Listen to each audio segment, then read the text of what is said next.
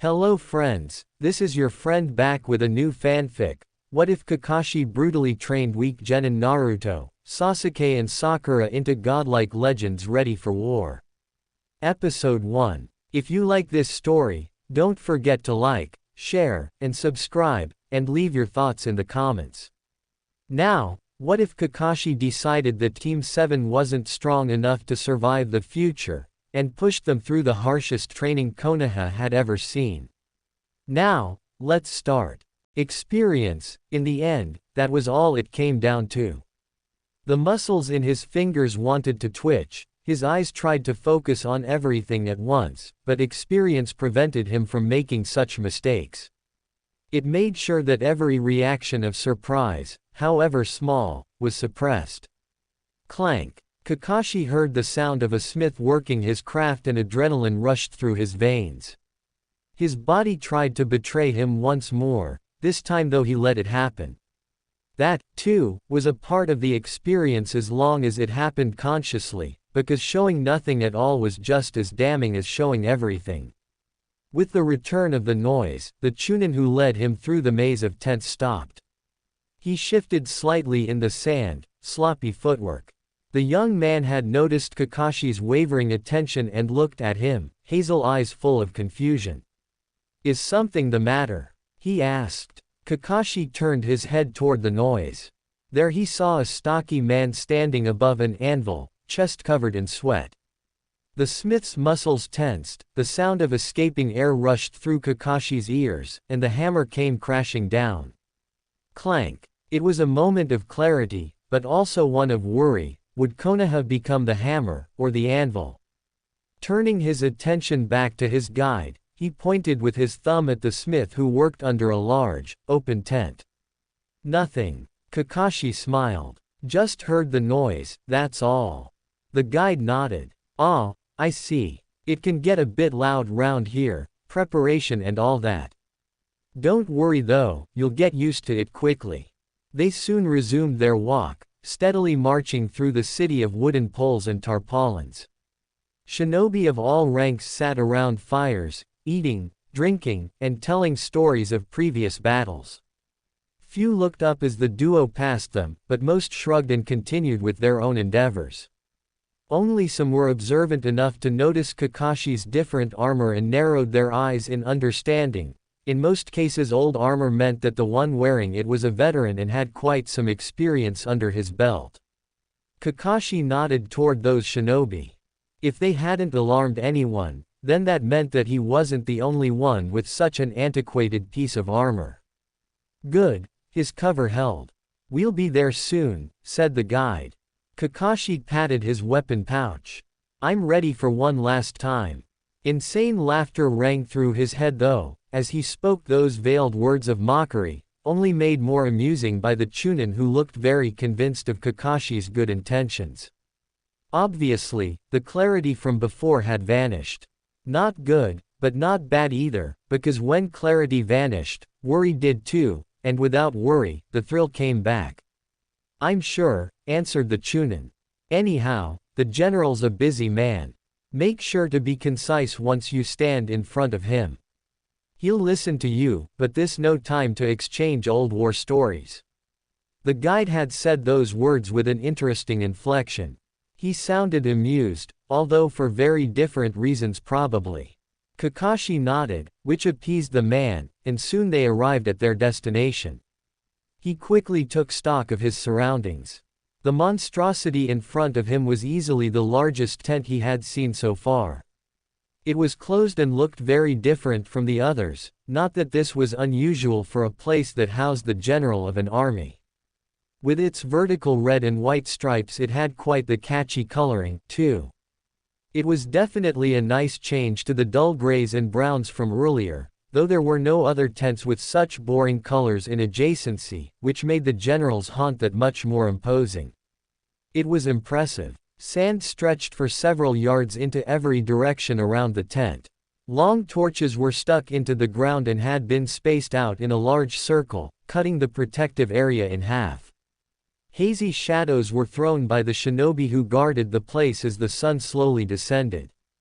They stood ramrod straight, didn't twitch and didn't move. Genin, one for each torch. It was a good defense against eavesdroppers and spies. And truly, nothing less was to be expected from a major shinobi village, a driving power of the churning mills that were the elemental nations. Impressive, utterly useless, but impressive nonetheless. The best spy was able to march directly and unimpeded through the front door. He'd be leaving through the same too, by the way, and, if possible, without arousing suspicion. Halt! The Genin to the left of the tent's entrance stepped forward. His female companion on the right side fingered her small war fans covertly. Kakashi had noticed it, but focused on a point next to her head, before switching his attention over to the other guard. He wasn't supposed to notice, after all. Or was he? Perhaps not noticing made his cover of being an old veteran unbelievable. In any case, it was too late to change, and, once more, clarity lost before it even made an attempt. For now that was good though, and anticipation thrummed pleasantly in his head. Too much worry would lead to doubt, then to mistakes. Name your purpose. His guide saluted the man. He truly was an amiable chap, that one. Not too different from Konoha's Chunin. Well, he'd fit right in, probably tagged and bagged in a mass grave. Only, of course, if the gathered army here was truly directed against Konoha. There was no need to kill between friends and allies, after all. The Chunin pointed at Kakashi and answered, "I've sent a messenger ahead." "This is the man." The male guard nodded once and vanished into the tent. In the meantime, Kakashi offered the shapely woman with the war fans a friendly smile. She didn't smile back. How grim. When the other Genin returned, he beckoned Kakashi forward. "The general's giving you 5 minutes. Make the most of it." Having the tent flap held open for him, Kakashi walked through. It was just a fleeting moment, but it was his last chance to stretch his senses, categorize and interpret what happened outside. He used it wisely and felt an interesting sensation, heat. It was emitted from a large stationary bowl standing next to the male guard and was filled with red glowing embers. That was unexpected, but could come in handy later on. Inside he saw 3 men, that he could count at least. Who knew what kind of special? Were hiding in the shadows. Shinobi had a surprising amount of means they could employ when it came to staying hidden. 2 of the visible men were standing bout over a large table in the back, arguing heatedly with each other. The table was burdened with the weight of a dozen maps and more. How very interesting. Someone cleared his throat next to him and Kakashi turned around, coming face to face with his appointment. The general wore an armor similar to his own, old, antiquated, the sign of a survivor, a veteran. His brown hair was cropped short and some stubble was visible on his chin and jaw due to a lack of time most probably. Unforgettable gray eyes bored into him. He knew the man had fought beside him in several battles 16 years ago. How wonderful. Truly, playing mind games with other elite Genin wasn't that high on his to-do list, but he should have expected it. The general's facial expression eased somewhat. "The new recruit, I take it." "New is debatable," replied Kakashi. "True enough." Laughter rang through the tent and ripped the other 2 arguing Genin out of their discussion. They looked over shortly, saw the newcomer, and then turned back to the table and their previous debate. The general sat down on a stool and took a large gulp from a wooden goblet. It was the stark contrast to the other 2 Genin that struck Kakashi as odd. They, too, were wearing armor, but it was weighted down by ornamental gold, splendor before convenience. Perhaps they had been elevated into higher positions through connections and money. It wouldn't be the first time. I petitioned for the old veterans to be reactivated, you know. Too many naysayers though. They've already served. They've earned their rest. The general snorted. Maybe it's for the best. Certainly spares me the hassle of saying no to the incompetent ones. You're not the only one from the old guard who's made it here. I knew there were still some observant ones left. The man sounded bitter. He was looking for competence in an army of trained, but inexperienced soldiers. Kakashi could work with that, although it was a gamble. Names were dangerous things, after all. And, for all he knew, the man in front of him could have been the best friend of the dead guy he stole the armor from. What was sanity? He had forgotten, again. Maybe that was a good thing though. It certainly made it easier to go through with his idea. Too many mistakes? Kakashi asked. He pointed with his thumb toward the entrance of the tent. I wondered why no one even bothered to ask for my name. That wouldn't have happened back in the war, I can tell you that much. The general shot up from his seat, then let himself fall back down again. Never mind. I'll talk to them later. Unbelievable, he muttered, and shook his head in denial. Soon as Miracle Tactician Senryaku no Fushigi, the man's title in the bingo book. Kakashi finally remembered. He had started to doubt his own memory. Knowing the name and title of the general didn't make things easier though. The man looked up. Well, at least you're one more veteran I can count on. I'd think so, answered Kakashi. Weird, a slight difference in the quality of the general's intonation. The change had been subtle, incredibly so. Something was wrong, or it would be very soon. His brazen confidence left him. The pleasant thrum in his head that had kept him from worrying vanished.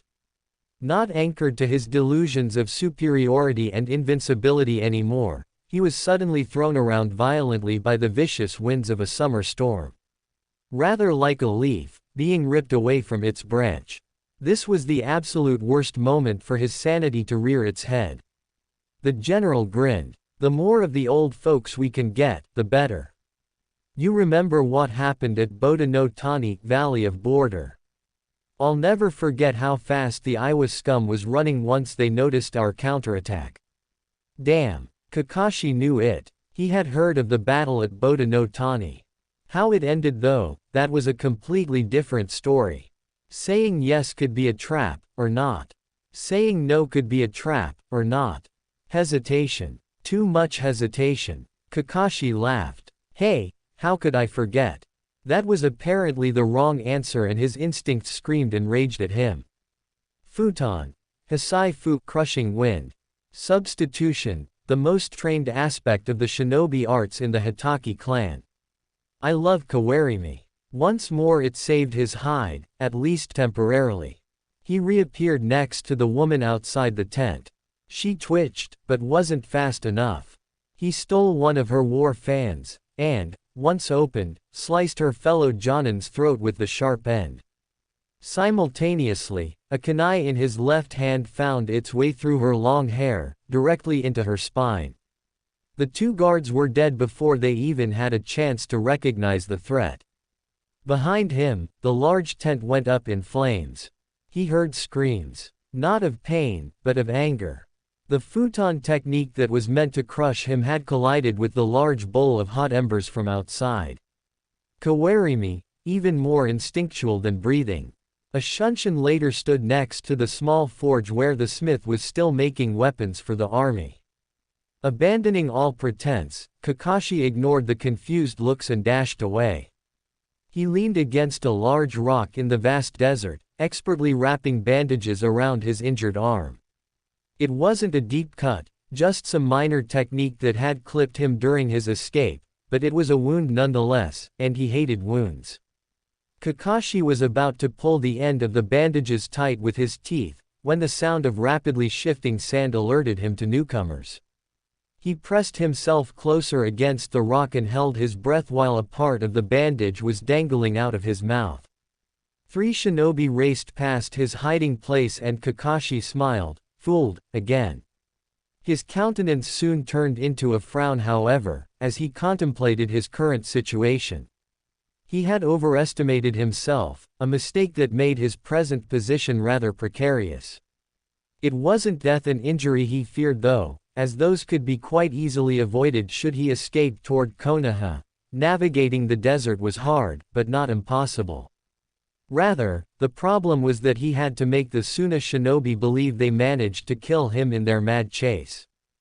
Otherwise, all the information he had gathered would become useless, and they would change their plans, perhaps even attack earlier to offset a possible counterattack, an outcome which definitely wasn't an option. As unfortunate as it sounded, a direct escape to his village was out of question. Hopefully, this time his deception, the illusions he wove without chakra, would be more effective than before. How to facilitate the demise of an old veteran though, without actually dying in the process? That would bear some further thoughts. Another squad, this time amounting to 4 shinobi, approached his position. They were slower than the last group, which suited Kakashi just fine. It enabled him to get into the right frame of mind for the fight. He pulled a few shuriken out of his pouch and crouched low, making himself ready to leave his hideout. They had to continue their hunt for him, simple as that. As long as he was visible to them, they had no reasons to change their plans. Contingency plans were already being made, he'd expect nothing less. Those wouldn't come into effect though, should they manage to land a killing blow on him. When the group was barely a few yards away, he threw his shuriken and sped through seals. Ninpo, Kageshuriken no Jutsu. Futon, Anzen no K's winds of safety. Most of the shuriken were averted by the strong gales of wind that had picked up as soon as the most experienced shinobi on the team countered with his own technique. His reaction time wasn't bad, rather impressive even, for a chunin. Kakashi grinned. That guy would do. He'd be the one to be left alive, spreading the tale of the fleeing veteran. Nevertheless, despite his brevity, it wouldn't be easy to make the fight convincing. He had to make it seem as if he had been beaten, if barely, but still able to escape while leaving the other man alive. Kami, this would actually hurt. The hailstorm of metal was diverted away from the team, or most of it, at least. It had served its purpose though, and the 4th member fell to the ground, 3 shuriken embedded in her head. The other 2, less experienced, shinobi stood back to back, trying to anticipate where he'd come from, while the leader focused on intercepting more possible weapons. Time to play. Kakashi became visible as he stepped away from the rocks, and with a gait almost as lazy as Inara's, he walked toward his prey. This would become ugly. For all of them, himself included, but at least he could relish in their obvious fear for a bit longer. He clamped down hard on this particular emotion. In his head, 3 little genin told him to focus, and, while he'd love nothing more than to unleash utter horror upon his current enemies, those 3 genin, and the whole village, depended on the information he had gathered. Suna was a threat. To him, to his new family, to the village, clarity returned once more. Kakashi abandoned his lazy walk and broke out in a sprint. Nevertheless, he allowed himself to grin wolfishly. Bad habits and tendencies weren't that easy to get rid of. So, this is it. Naruto nodded toward a large building at the end of the street. It was painted in a light yellow and had only a few windows built in, most of which were closed. Above the entrance hung a large metal sign with dozens of insignias engraved on it. Some were bigger than the rest, instantly demanding attention. Others had been made unreadable by rust, the ever-faithful companion of passing ages and a lack of tender care.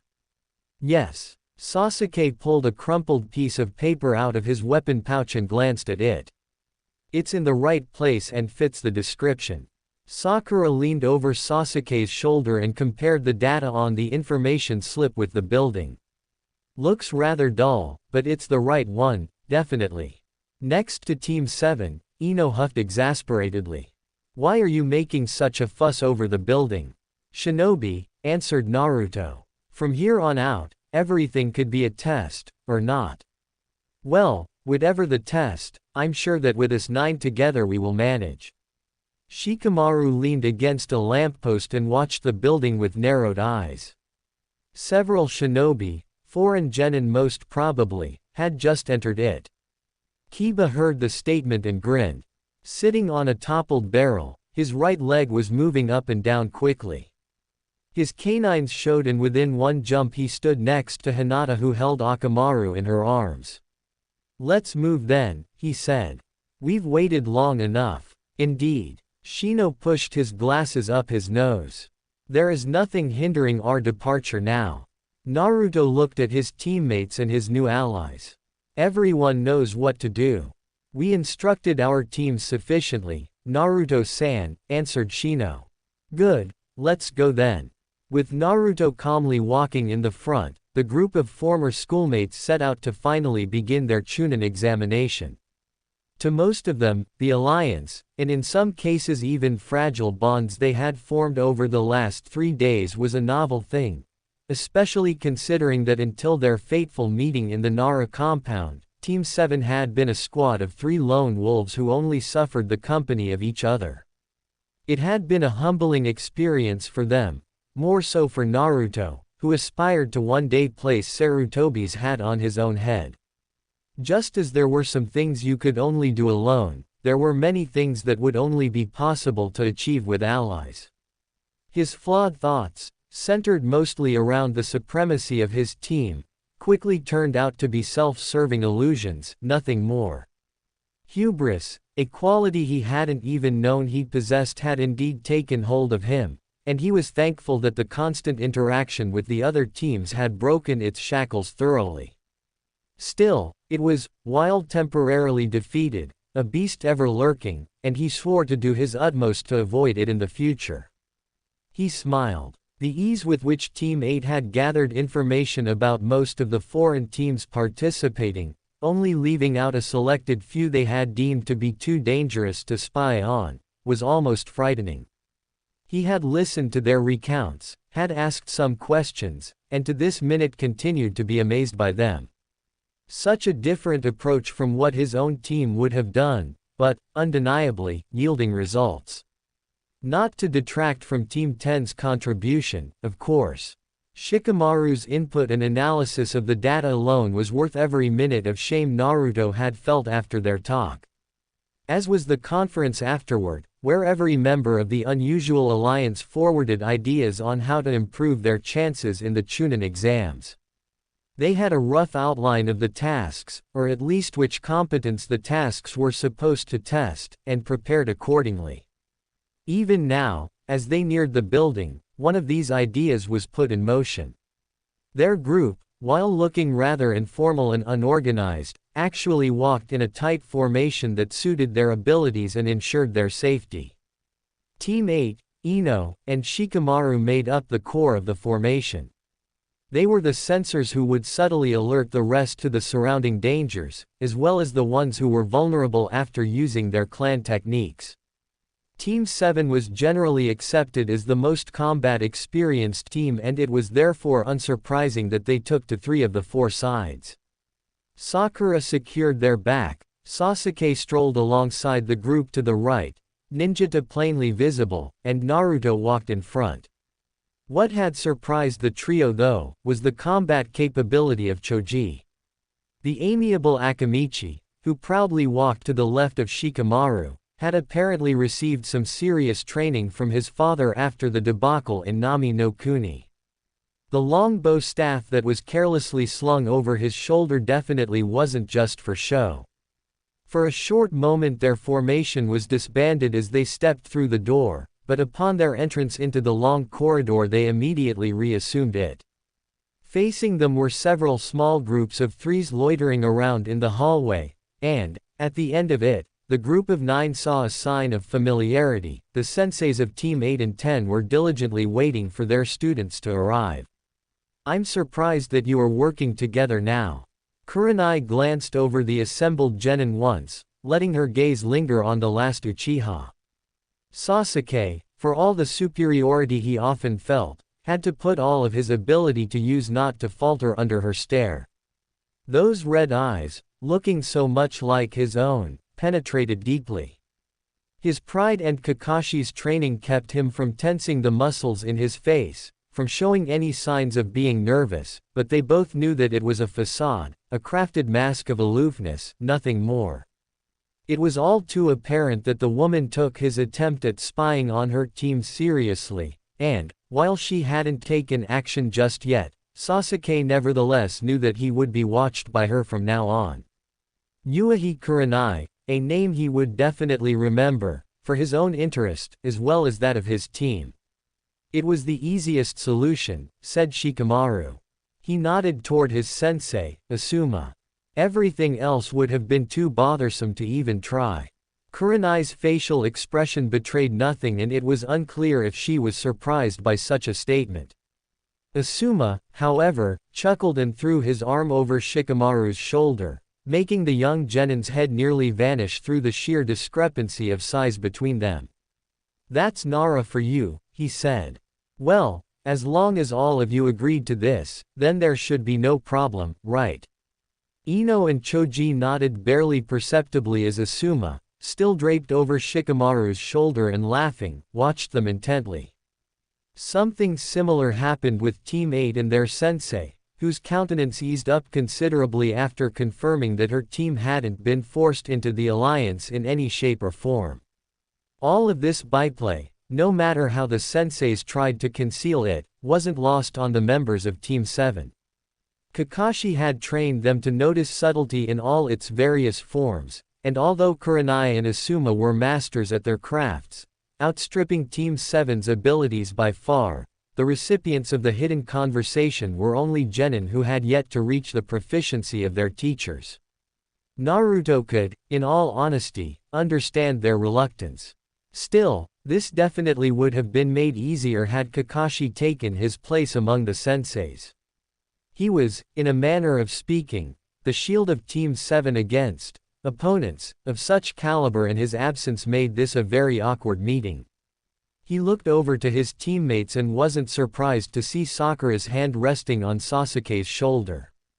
The Uchiha stared ahead stoically, nary a muscle moved on his athletic frame. Sakura seemed to have some kind of calming influence on him.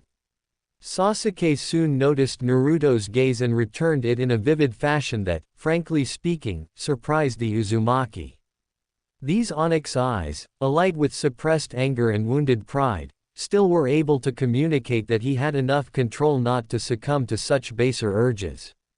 It reassured Naruto, who dipped his head slightly in response. Asuma released Shikamaru from his one-armed hug and straightened himself. "Anyhow, I hope you are prepared. The exam starts in a few minutes and none of your competitors will show you any mercy, in most cases not even those from Konoha." "We have prepared sufficiently," answered Shino. Next to him, Kiba smirked and Hinata smiled. Having kept his silence long enough, Naruto walked into the visible range of the two Jonin. "Nothing untoward will happen to your teams, I promise." Kurenai narrowed her eyes and leaned forward. "Do not make promises you cannot keep. You even failed at spying on my team, how could I trust you with their safety?" Behind their sensei, Team 8 cringed at the rebuke.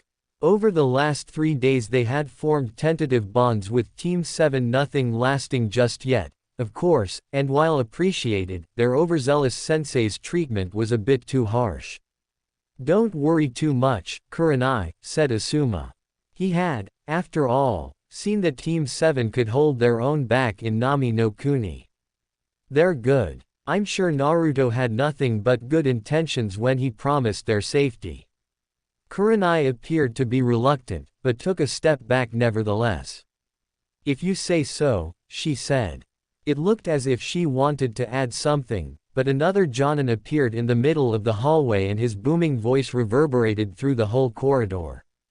"Attention! The first task of the Chunin examination will start in 5 minutes. Everyone who isn't in the large hall by then will be disqualified. If only one member of your team is missing, the whole team will fail as well." Having delivered his message, the Jonin vanished in a whirl of leaves. Naruto shot Sakura an inquiring look and she was quick to answer. He did something to his vocal cords. "Probably futon manipulation." "Ah," said Naruto. Then he turned around to the group, momentarily forgetting the two senses behind him. "Well, this is it, guys. Remember what we planned and we should all make it through." He shared a last glance with Sasuke, then strode past Kurenai and Asuma, and into the large meeting hall beyond the door. The other teams said their last words of goodbye, and quickly followed him, once more taking up their planned formation. When the last of them had vanished through the entrance, Asuma pulled out a cigarette and lit it, grinning to himself. "You've been pretty hard on Team 7 there, Kurenai." Kurenai wrinkled her nose. They deserved it. Spying on fellow Konoha shinobi, their former classmates no less. Maybe they did, conceded Asuma. Then again, they've been trained extensively by Kakashi. Honestly, I expected nothing less. They should have known that their chances are nil as long as there's a Genin nearby. Does Kakashi train them in reckless behavior? Asuma looked at her strangely for a moment, then started laughing. The opposite is more likely. He lets them figure out things on their own, true, but spying on Konoha's teams is as safe as it can get. You mean? Exactly. I bet Kakashi knew they'd try something like that and let it go through because there was next to no risk involved. Rotten bastard. He's not even here in Konoha and still trains his team like that. Kurenai furrowed her brows. I don't believe it. He couldn't have predicted his team's actions that far, could he? Couldn't he? Asuma laughed again. He went to one of the closed windows, opened it and threw out the bud. I've run some missions with him. The guy can be quite the mastermind. It wouldn't be to underestimate him, ever. In another part of the elemental countries, said mastermind was in the process of making his fights with the pursuing shinobi from Suna believable. Dozens of projectiles were dodged as he swerved from left to right, then, suddenly, one would hit him just enough to draw blood. Cursing loudly, he would once more retreat far into the desert, giving his pursuers every bit of evidence they needed to continue the chase and still believe he'd be captured eventually. On his retreat, he encountered another group of 3 that had tried to box him in. Hisai Fu. He dodged to the side, avoiding the crushing wind and simultaneously threw 3 shuriken into the air. Megan, Chikara Nimori. For a split second, Kakashi felt sleepy. Then he pumped chakra through his tenketsu and ripped the genjutsu into pieces. The woman who had managed to get close to him unnoticed received an elbow into her stomach.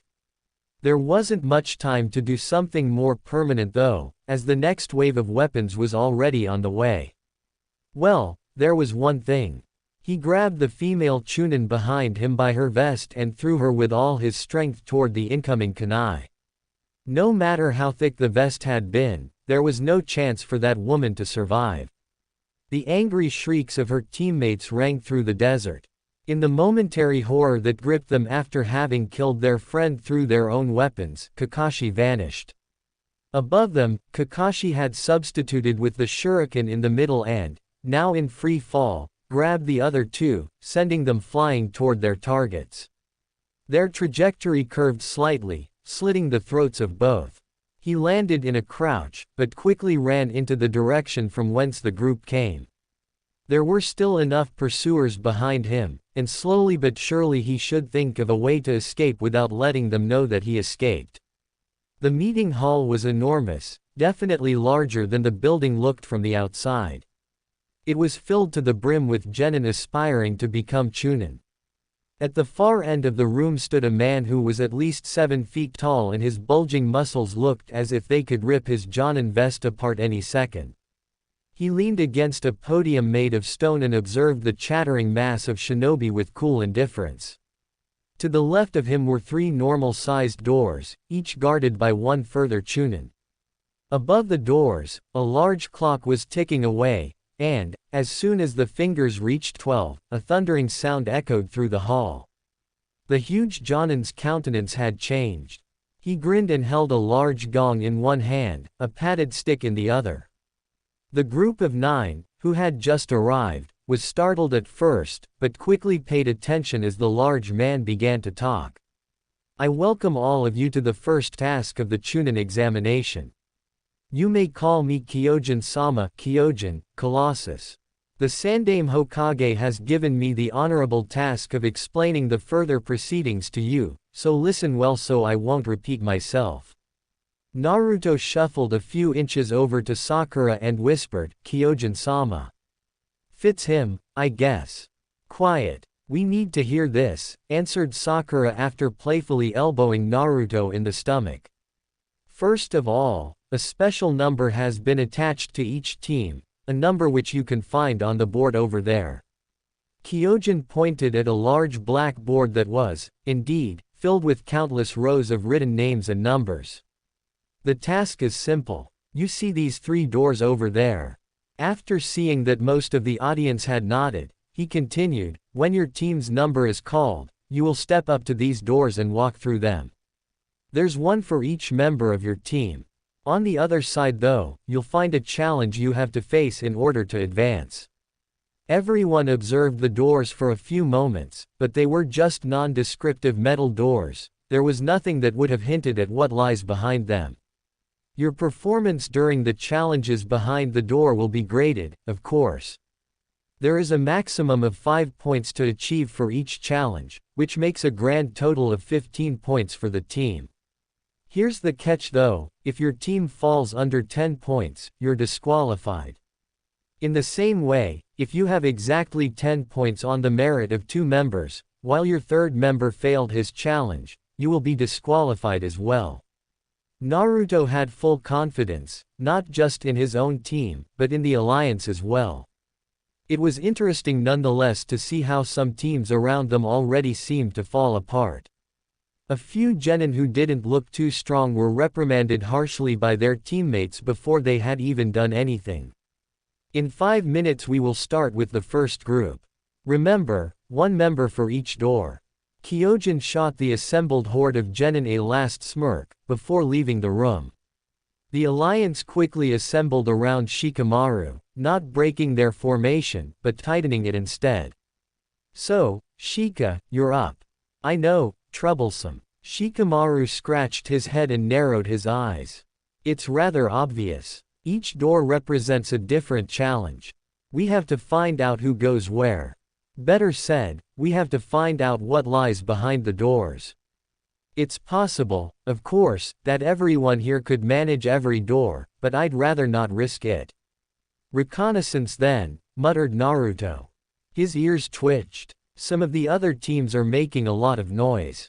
Some even seem to know what's behind the doors. "Ignore them," answered Shikamaru. "They're probably plants. We can't trust their information. It might be correct, but it could also be wrong." Shino cleared his throat. This seems to be a situation uniquely tailored to Team 8's skill set. Kiba looked at him for a moment, before understanding settled in. Shino's right. He would have continued in the same loud voice, had Hinata not grabbed his hand. It stupefied him for a moment, then he understood and grinned sheepishly. "Sorry," he whispered. "Shino's right. If we get close enough to the rooms, we can use our clan techniques to get some information." "That would break formation though," said Sasuke. "For a short moment, yes." Shikamaru sighed. "But this is important. Without the information we can't make reliable decisions." Choji looked quizzically at Shikamaru. "Why don't we just all go to the doors? Too obvious. If a group of 9 tries to bully their way through this whole mass of genin, there's bound to be trouble." "No, according to the board we still got quite some time left. I suggest going in pairs. This way it won't be as suspicious." Naruto nodded toward Shikamaru, then looked at his teammates and Team 8. "Who goes with whom then? You still have Choji here with you, Shika, so, I guess you're going to be fine." Sakura, who had already seen that the chemistry between Naruto, Sasuke, and Kiba wasn't of the good kind, quickly spoke up. "I'll go with Kiba." Sasuke glanced at Hinata and Shino before nodding to the latter one. "Well, that leaves us, Hinata," said Naruto. He grinned and motioned with his hand to follow him. It was quite hard to navigate through the throngs of genin without losing sight of the other 2 pairs, but they managed somehow. Naruto observed how Sakura expertly tripped on the ground in front of the doors, becoming the laughing stock of the surrounding shinobi, while Kiba, under the guise of helping her up, smelled the surroundings for all he was worth. On the other side of the room, Sasuke stood guard next to Shino, who carefully extended his net of bugs and let them crawl through the doors and onto other participants. A surge of minuscule killing intent caught Naruto's attention, but it had vanished as quickly as it came up. He looked around, but all he found was a genin with a gray ponytail staring at Sasuke like a lovesick puppy. "Are we close enough, Hinata?" Naruto asked after having brought them only a few feet away from the doors.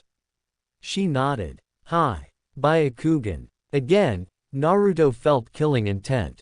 This time though, it didn't vanish and it was definitely from a different person. Unobtrusively, he reached up to the shoulder without a plate and fingered one of his hidden kunai. There. Long, brown hair, white eyes, a look of perpetual displeasure and anger, he had found Hyuga Neji. Naruto still couldn't believe that Hinata's own family would try something during the exams, but the killing intent had been very real.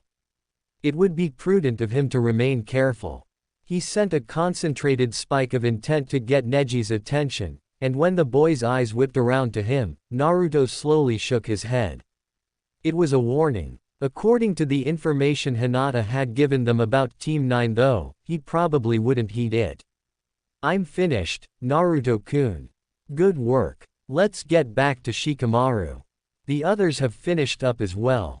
They made their way back to the large group without any incident, and although Naruto noticed the burning gaze of Hinata's cousin on the back of his head, he didn't turn around.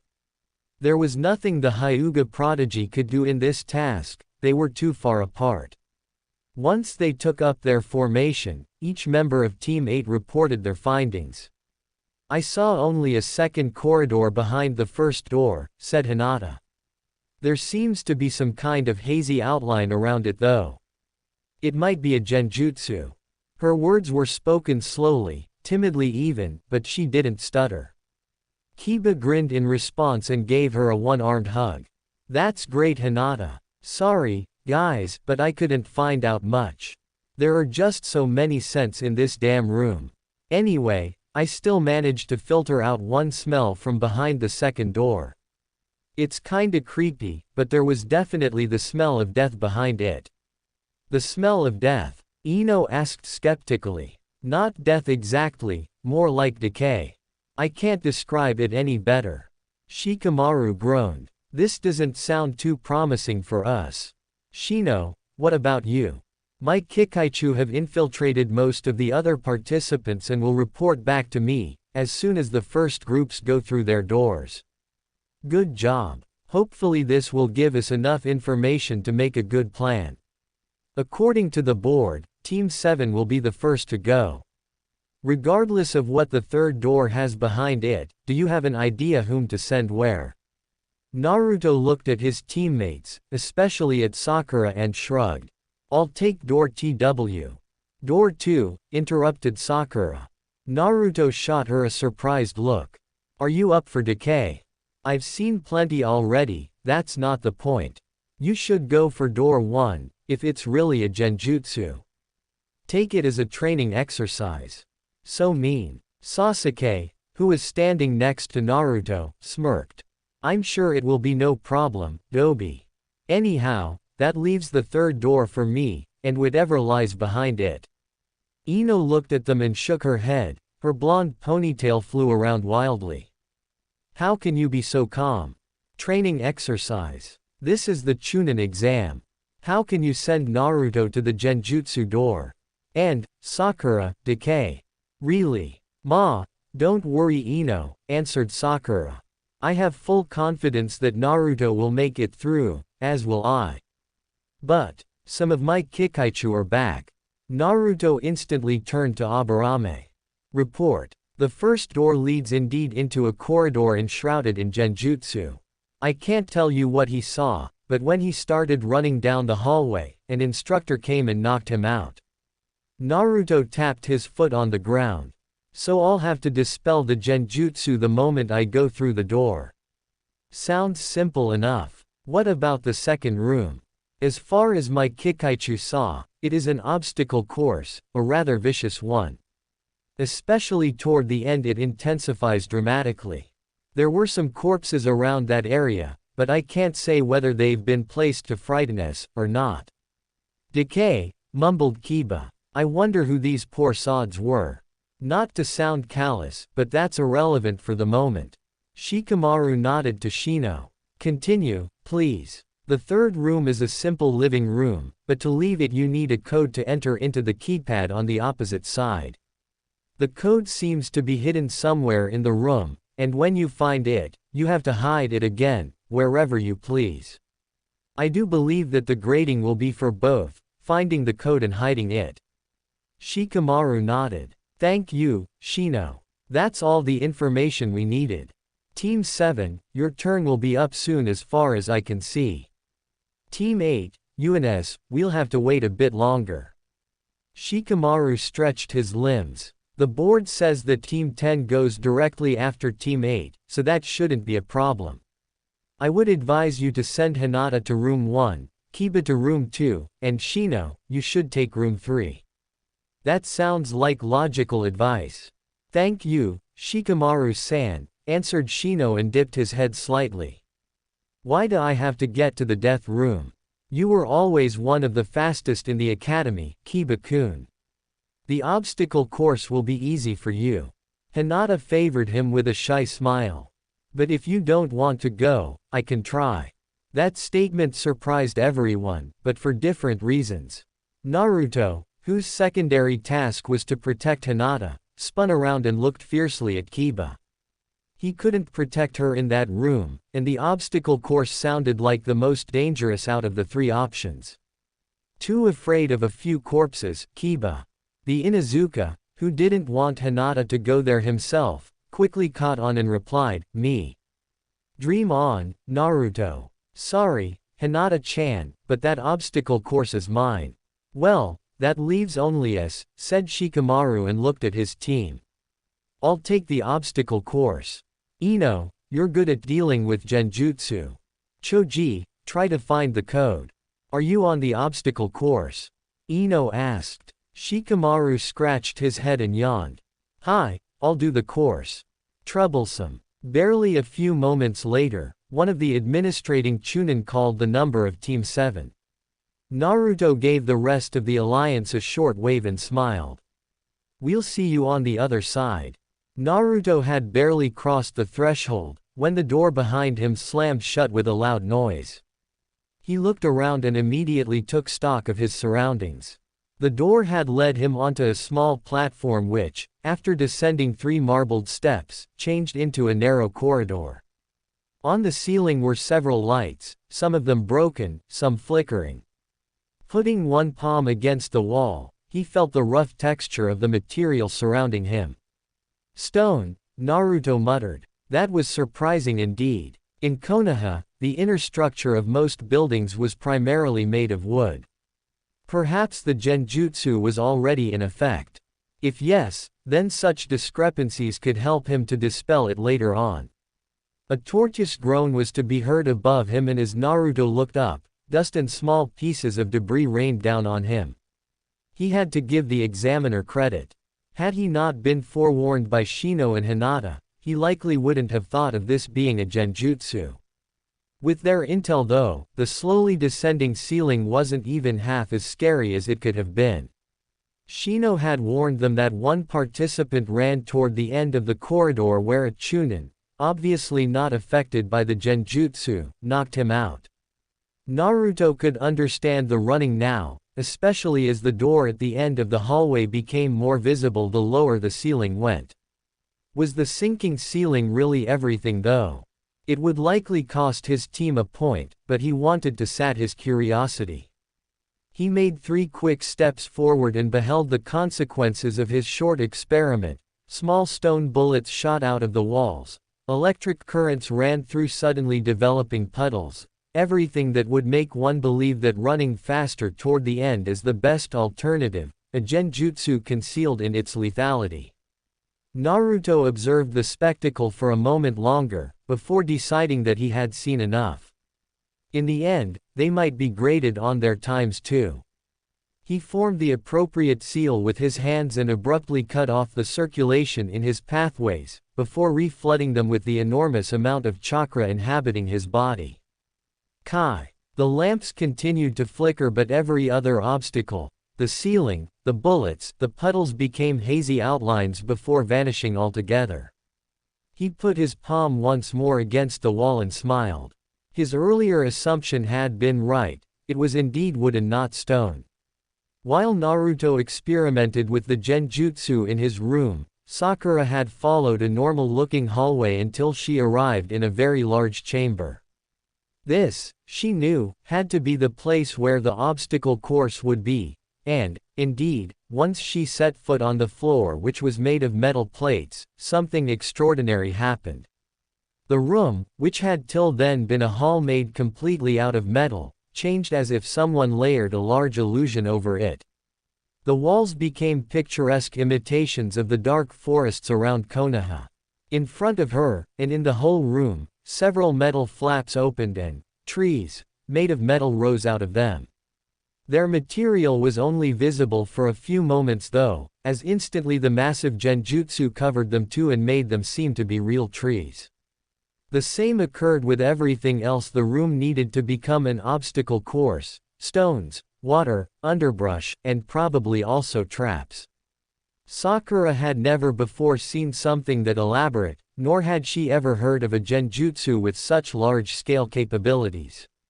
It amazed her just as much as it terrified her. She took the second door to prove herself, took the hardest route, because that was what it would take for her to catch up to her teammates. She steeled herself, ready to kunai, and stepped into the artificial forest. Instantly though, she was set upon by numerous projectiles, shuriken, kunai, even arrows, and was forced to dodge the incoming hailstorm by rolling around and diving out of the way. No one had explicitly forbidden the use of chakra and techniques, but she'd saved that up for later. Who knew what would come next? Sidestepping another bout of shuriken, she parried 2 kunai and sent them away in arcs that would make them impact with other incoming weapons. The obstacle course wasn't easy, of course, but it had nothing on Kakashi's training in the forests of Hai no Kuni. Ducking and weaving, she slowly made her way through the various traps, and even started to smile as she continued to dodge everything with relative ease. A torrential flood of water appeared in her peripheral vision, and she quickly raced through seals. Doten. Doroku Geishi. Her first impulse had been to use one of the first techniques Kakashi-sensei had shown her, but then she remembered that the ground under her feet wasn't really earth, but metal disguised as mud. Nevertheless, she was happy with her choice as the waves of water crashed against her earth wall and nothing happened to her. Still, it would be better to end the course soon. She didn't know whether the examiners had permission to alter the course if someone actually had fun. It took her another 3 minutes until she was near the end of the room, the part where Kiba had smelled decay and Shino's bugs found some corpses. Sakura looked ahead, and surely, there were quite a few dead people lying there. The question though was whether those corpses were real or not. If they were, then the obstacle course would apparently become much more difficult soon. If, however, they were just an attempt to psych her out. She moved toward the first corpse, nestled in the roots of an artificial tree, and had to avoid projectiles once more. This time though they were more numerous and flew at her with a much higher velocity. Dodging them still wasn't an issue. What made them problematic though was that they herded her directly into a few unfriendly ninjutsu. It took a lot of effort and quite some chakra to evade all of it with substitutions and agility. Once the area calmed down a bit, she sent the corpse a suffering look. It truly didn't matter whether it was real or not, whether the course got harder or not, the only way was forward and she'd be damned before Team 7 failed because of her. Sasuke entered the cozy living room behind the door with the same aloofness that one would attribute to walking into a familiar place. Honestly, from all 3 choices he had gotten the least interesting one. Sure, it could take time to find the code, better said, the place where the last participant had hidden it, but he doubted he'd need long for it. The room was furnished with quite a lot of items, good places to hide something. There was a large shelf filled with old and musty tomes, as well as scrolls. Several potted plants made the place into something akin to a greenhouse. Perhaps Naruto would have had fun in this room. Sasuke vaguely remembered that the blonde had given his own plant a name. He walked into the middle of the room, where an official-looking piece of paper was nailed onto a small table. You have 5 minutes to find the code. Remember it, then hide it again, Kyojin-sama. 5 minutes, huh? Sasuke looked around, but found no immediate hint as to the whereabouts of the code. Well, he didn't exactly enter the room with the intention of searching in an honorable way. He was a shinobi after all, and 2 seconds later, Red Eyes began the search anew. With his highly enhanced vision and greatly improved processing abilities, courtesy of the Sharingan, he soon found what he was looking for. Next to one of the potted plants were a few crumbs of earth. Sloppy work. Sasuke walked over to the plant, paused for a second, then put his hands deep into the earth in the pot and began digging. Moments later, his hands emerged with a dirty slip of paper. He read it and rolled his eyes. Kyojin. And people told him that he was vain. Sasuke marched over to the door leading out of the room, rolled the note into a small ball and with some spit glued it under the keypad. Afterward he punched in the numbers 11, 25, 15, 10, 9, 14. The keypad beeped 2 times, then the door unlocked and Sasuke stepped through, thoroughly satisfied. It was Sasuke who had finished his room first, followed shortly by Naruto and then, 2 minutes later, by Sakura. The Genin assembled before the Chunin who awaited them in the small chamber all rooms had led to. He had 3 sheets of paper in front of him and peered at them critically. After a moment, he put them inside the locker of his desk. Team 7, led by elite Jonin Hatake Kakashi. Uchiha Sasuke, 5 points. Haruno Sakura, 4 points. Uzumaki Naruto, 4 points. Congratulations, you have passed with a total score of 13. Sweet. Sasuke smirked. HN. Only 4 points, Dobi. I only got 4 points too, Sasuke. Sakura looked at the Uchiha with the sweetest smile she could manage. That's different. How is TH? The Chunin cleared his throat. Team 7, you have successfully finished the first task. Please exit toward the room on your left, where you will receive further instructions. They waved sheepishly at the administrator and quickly left the chamber through the aforementioned exit. The new room however wasn't empty and some teams had already made it there. Team 7 took to a small bench in one of the corners, from where they could observe most of the room. Naruto, in particular, had his eyes on the red-haired kid from Suna, and the weird gray-haired guy that covertly ogled his teammate like a piece of meat. Even if he'd overlooked the amount of killing intent the son's Genin emitted, Naruto would still be wary of him as his team was one of the few Team 8 didn't manage to spy on. So, what do you think? When will the others come through? Asked Sakura. Naruto scratched his stubbly chin. That could take a while. The board had them listed pretty far down.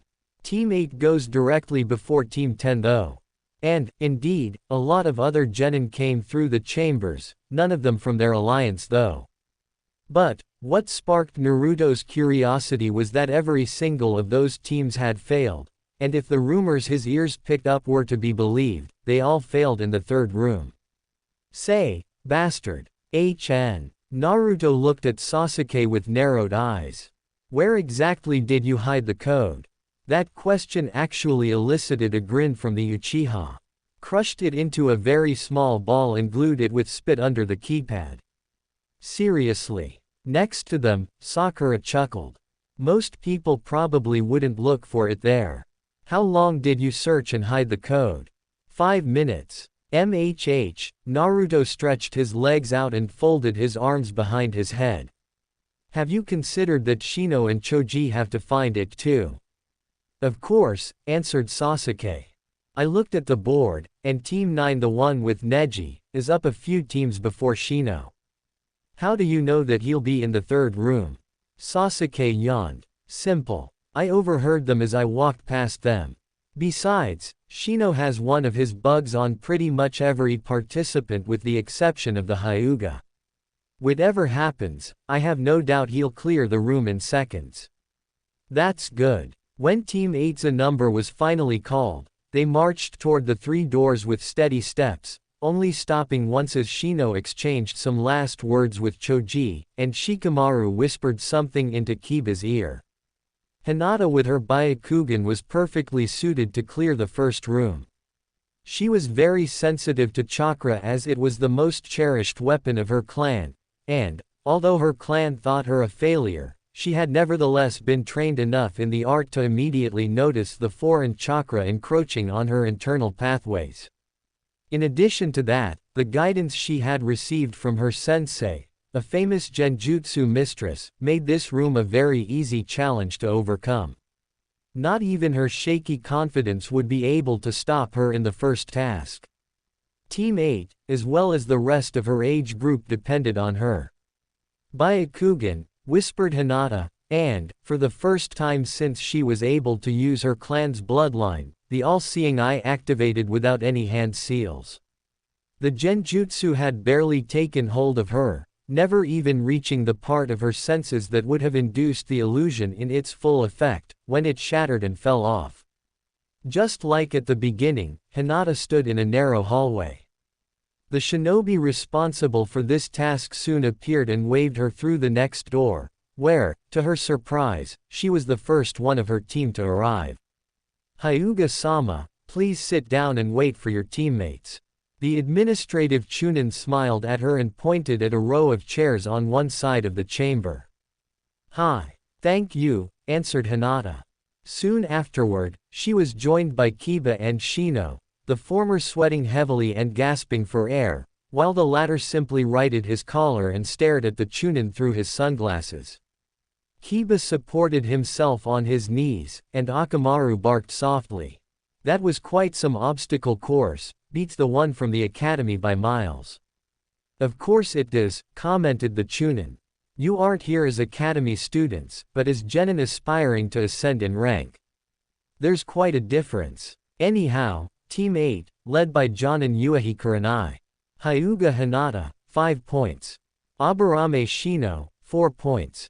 Inazuka Kiba, 3 points. Congratulations, you have passed with a total score of 12. Are you really sure that you'll make it through the second door, Shika? Shikamaru looked at Ino and his lips tugged upward. Have some faith in me. It'd be too troublesome to die here. But, Choji interrupted after he ate a few chips.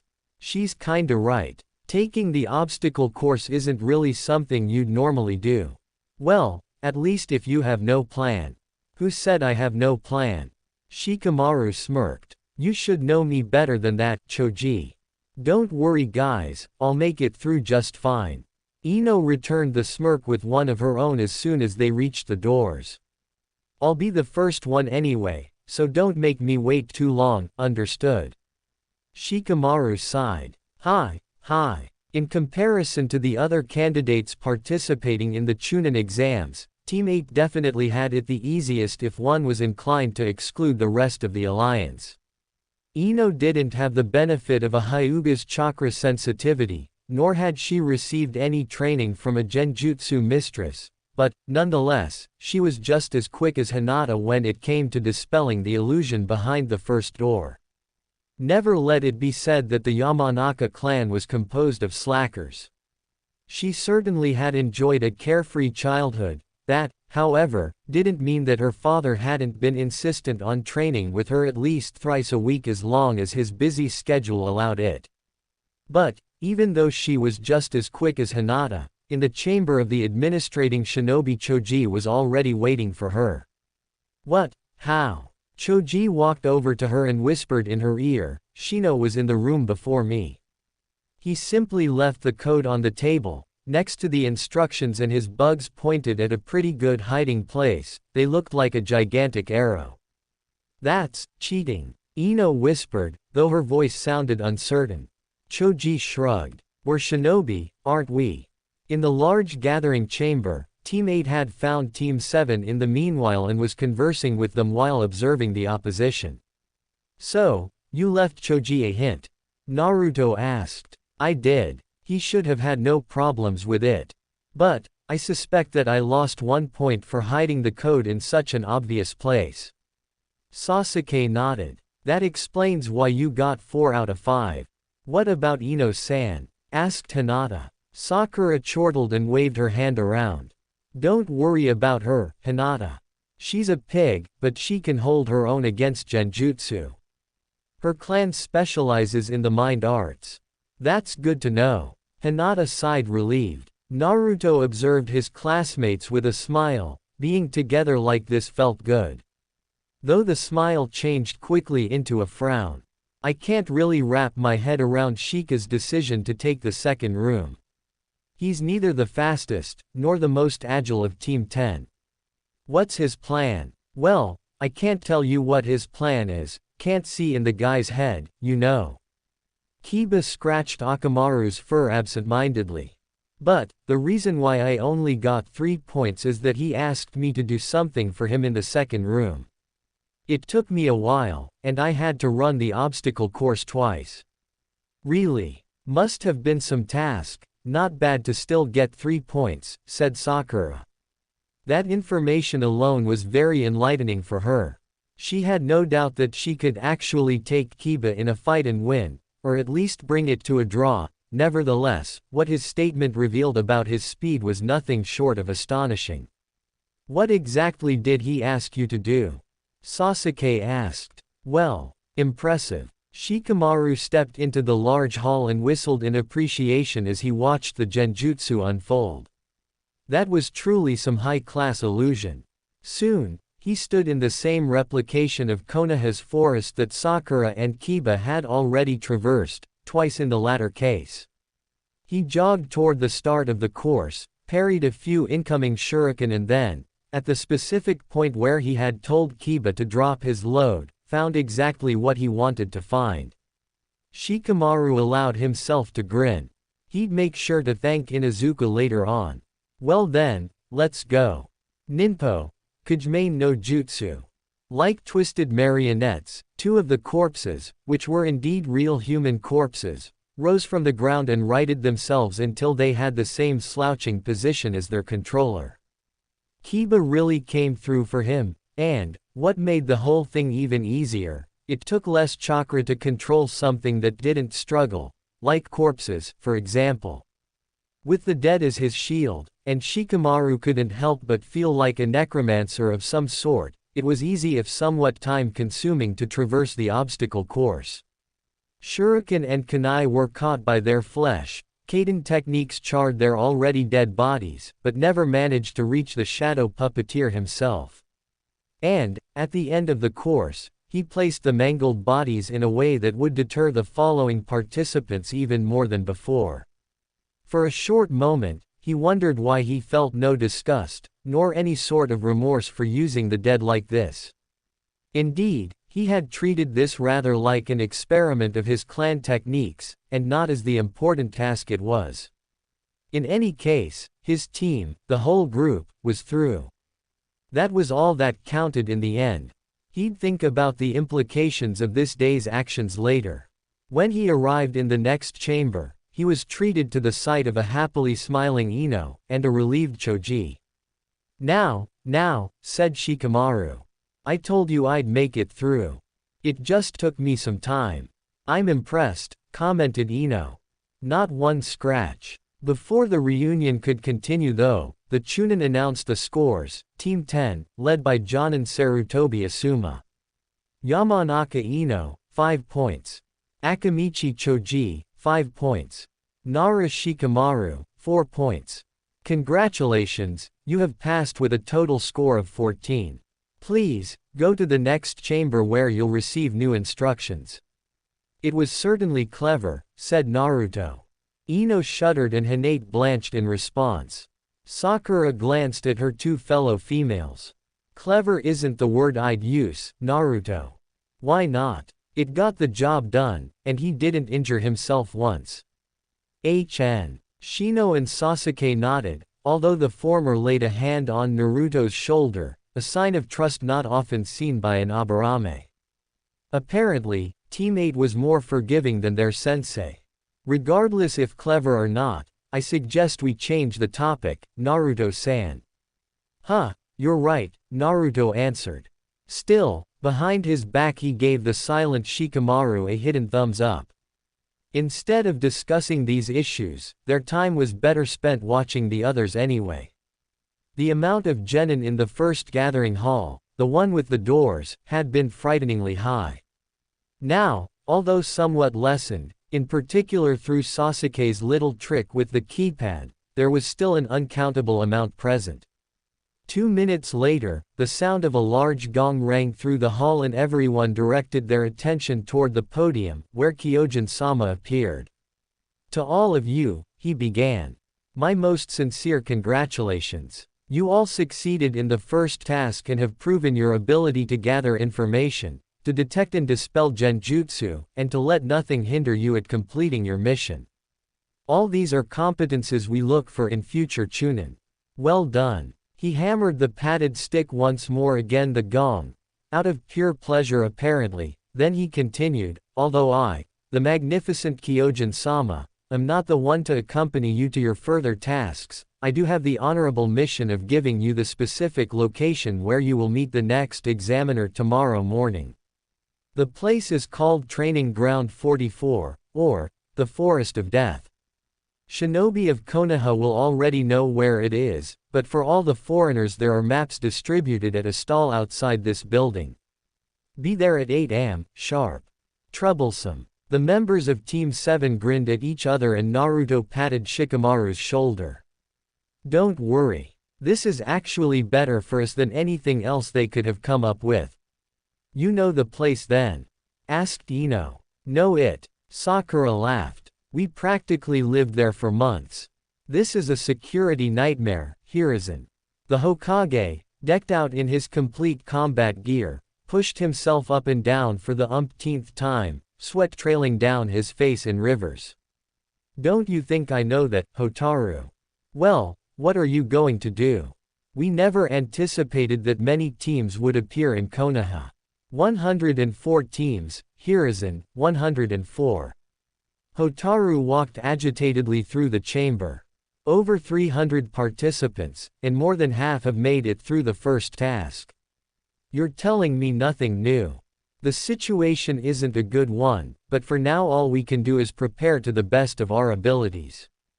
Kaharu, sitting on a couch next to Danzo sipping tea, added, the Forest of Death is large, our largest training ground in fact, but will it be enough for 58 teams? Doubtful, answered Danzo. Hiruzen, you know what this means, don't you? The Hokage jumped into an upright position and flew through several katas. That we're going to hold preliminaries which will last forever. A snort actually escaped Danzo before he regained his perfect countenance. Don't be daft, Hiruzen. I know too well what it means. Kaharu sat down in her cup with a noticeable clinking sound. It's going to be a bloodbath. Ground 44 will become a battlefield in the truest sense of the word. That it will, admitted the Hokage. I'm sure that at least in this task, most of the other nations and villages will have formed alliances of some sort. Killing is allowed, so there will be no repercussions for them. Are we ready for this? I heard that apart from some senior genin teams, we sent 3 rookie squads as well. Hiruzen stopped shortly in his kata and allowed himself to laugh. I wouldn't worry too much about them. Last I heard, they have already formed an alliance days before the exam even started. Then, his tone became grim. If they do indeed leave the mortal coil however, I'm assured in my belief that they'll take as many with them as they can. This is the proctor. Ino's eyes were fixed on the man standing in front of the large main gate leading into the Forest of Death.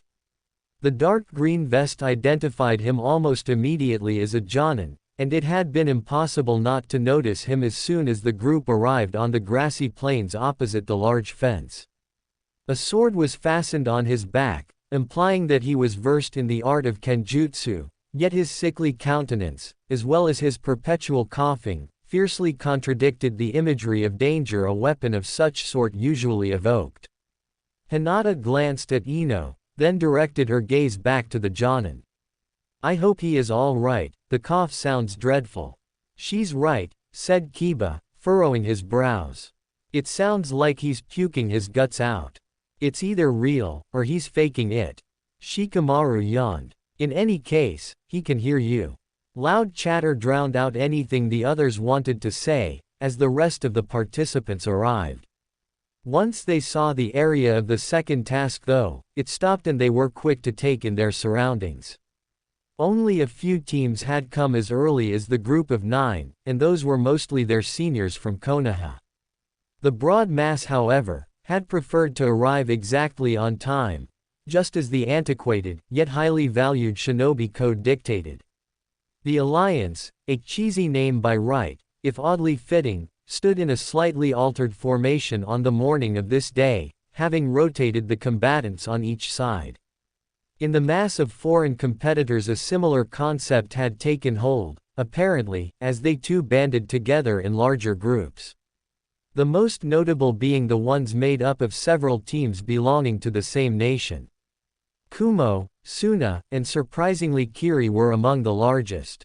Not everyone adhered to this pattern though, and Naruto also saw a single team of Sunanin standing several feet away from the larger group of their nation. This new development of the opposition forming its own alliances was worrisome. Most of them now equaled, if not surpassed the group of 9 in numbers, and Naruto hadn't even begun to enter their skill and combat experience into the equation. He elbowed Shikamaru softly in the stomach. You see it too. Of course I do. Shikamaru sighed. This will become very troublesome soon. I hope you have some good ideas, future Hokage.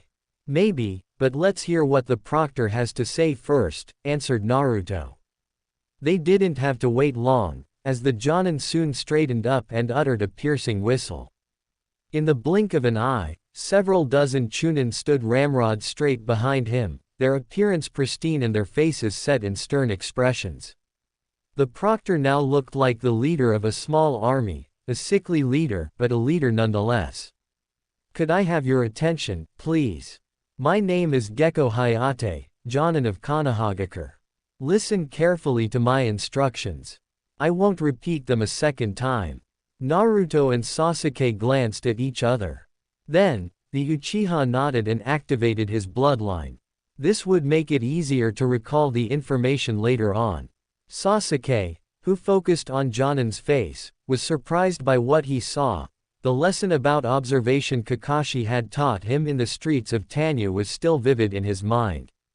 And Gekko Hayate, no matter his weak physical constitution, was at least as dangerous as the senseis of Team 8 and 10. There was an inexplicable strength hidden behind the Genin's gaze that belied his ailing posture. The instructions are simple, each team receives 3 of these chips. Hayate held up a few chips that were as large as poker cards and glinted in the sunlight. And, in the next 6 days you'll do your damn best to get more and more of them. There's a large tower in the middle of the forest and we'll await you there on the eve of the 6th day at the latest. Killing is allowed, so be aware that an incomplete team will get disqualified immediately, no matter how many chips it gathered. It also doesn't matter whether you're the fastest team or not. Only the 8 teams with the highest amount of chips will be admitted to the next task. Hayate then pointed at the rows of Chunin behind him. These guys will bring you to your gates and hand out the chips, and, before I forget it, a last incentive to give it your best, these chips are made of real gold. After you're through, you can keep them. Most members of Konoha's group looked at one another, quite repulsed by the idea of killing. Shikamaru and Naruto though had blanched the very moment Hayate mentioned the different gates. To them, the implications of that statement were all too apparent. Listen up, Naruto whispered fiercely, quickly getting the attention of everyone. We don't have much time. What's up? Scared, Gobi? Kiba grinned, but was ignored by the blonde. The guy said that we start at different gates. We're not going into the forest together, which is bad, really bad. Understanding of their situation dawned on the rest of them and they quickly came closer to hear more. We need to meet up somehow, but the forest is large and you have next to no idea where to go. Kiba's grin had vanished in the meanwhile. What's your plan? You'll go through the gates and wait there. Don't wander into the forest alone. Sakura, Sasuke, and I will come and get you, answered Naruto. What about the other groups then, Naruto-san? Shino stepped forward and the buzzing under his coat intensified. They too will have similar ideas. It is not far-fetched to think they will attack us should we be seen. Choji nodded. Shino's got a point. That's why you won't be seen, said Sakura. Conceal yourself the best you can. Only leave your hiding place once you see it's us. And if we are spotted. Naruto stared at Shino, but Aburame gave nothing away. Should you be attacked, hold them off as long as you can. We'll get you, definitely. Looking over his shoulder, Sasuke noticed that 3 Chunin were already making their way over to the alliance. We don't have time to argue about this. What about you? You'll have to fight at every gate should others do the same. We could be miles apart. Hinata's sudden outburst came as a surprise to most, but the anxious look on her face told a story of its own. At the moment, her timid nature seemed to be buried deeply beneath her concern for Team 7. Sakura smiled at her. It's guaranteed that they'll go after us, age-wise alone we're all officially branded as rookies. But then, Naruto interrupted Hinata. Trust us, we'll get you. The Uchiha next to him patted his blood-red armor once and shared a smirk with the rest of his team. We've been trained by Kakashi-sensei after all. When the first Chunin reached Team 7, the trio followed him obediently, giving the remaining group a last wave over their shoulders. This is insanity, said Ino. She looked helplessly toward her team. Shikamaru watched Team 7's retreating backs with narrowed eyes. Perhaps it is. Can't you say more than that? Ino asked incensed. I thought Naruto was your friend. They're walking to their deaths. Troublesome woman, we'll have our own problems soon enough.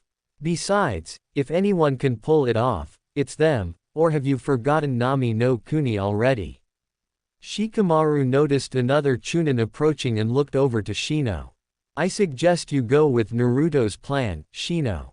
Alone we're just prey in there. It appears that our only chance is to trust in their ability to survive.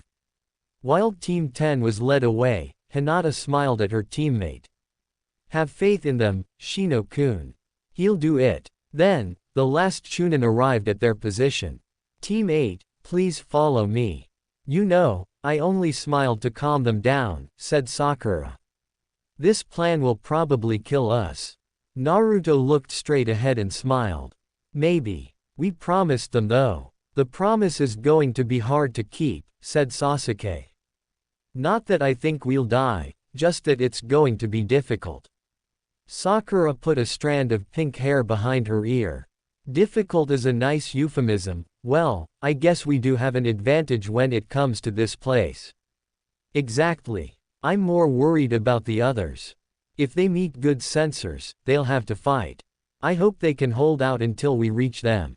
Naruto frowned. I hate that we don't even know which gates they got. Sasuke scratched his chin. I take it there's no element in our plan besides running alongside the fence until we find them. There is. No playing around. We try to avoid fights if possible and should they force our hand, kill them quickly, take their chips and move along. Any further argument was interrupted by the Chunin who had escorted them to the gate. He favored them with an encouraging smile and presented them with their 3 chips. Prepare yourself, Team 7. The signal will sound soon. It was a unanimous decision that each member of Team 7 received exactly 1 of the chips. Naruto, once he had received his own, looked at it in wonder. All too soon, the Forest of Death would reaffirm its name in the mind of everyone, all because of these little things. He had no doubt that rivers of blood would literally coat the area. Still, He was somewhat confused by the fact that the chips were apparently made of gold. Simple metal would have done the trick, so why did they use such a precious metal, to make the task seem more realistic? To enhance the sense of greed in the participants, making bloodshed even more likely. Sasuke interrupted his train of thoughts. Which direction are we taking, left or right? Doesn't really matter, does it? Naruto shrugged his shoulders. Sooner or later we'll find them. Sakura chuckled. Right it is then. They made a quick last-minute check of their equipment, reassuring themselves that every bit of armor was fastened and all weapons were at their right place. When, moments later, the siren echoed loudly through the forest, frightening a few birds out of their trees, Team 7 vanished immediately from the Chunin's side and raced through the gate. One turn to the right later, they sprinted alongside the large fence and into the direction where their former classmates would hopefully be. Two abandoned gates were passed quickly as soon as the trio verified that no member of the alliance was hidden somewhere in the underbrush. The third gate, however, held a surprise as Sakura spotted a lone team of Sunanin. She stopped on a branch not far away from them and waited for her boys. As he was guarding the rear, Naruto arrived as the last one and crouched next to his black-haired teammate. Sasuke. The Uchiha activated the Sharingan and observed the foreign team intently. After several moments, his red eyes turned back to black. They're nervous, but also prepared to defend against an ambush. Probably waiting for reinforcements, Naruto mused. Any ideas? Sakura looked at the Suna team and furrowed her brows. They don't seem to be much older than us. I could layer a genjutsu around them to distort their hearing. They'll notice eventually, but it would give us enough time to slip by. Naruto nodded. Do it, please. It took Sakura several hand seals, a small amount of chakra, and a bit of focus, but soon the foreign shinobi weren't able to hear them anymore.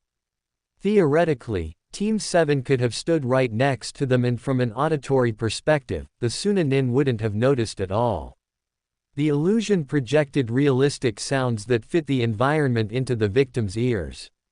It wasn't long-lasting, but it had no need to be.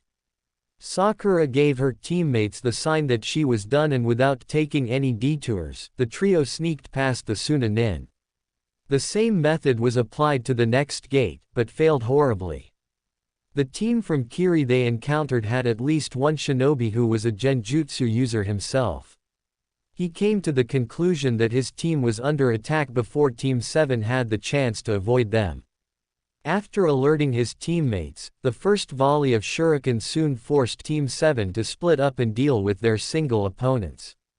Naruto landed in front of a brawny-looking guy wearing plated gloves and immediately set out to attack him.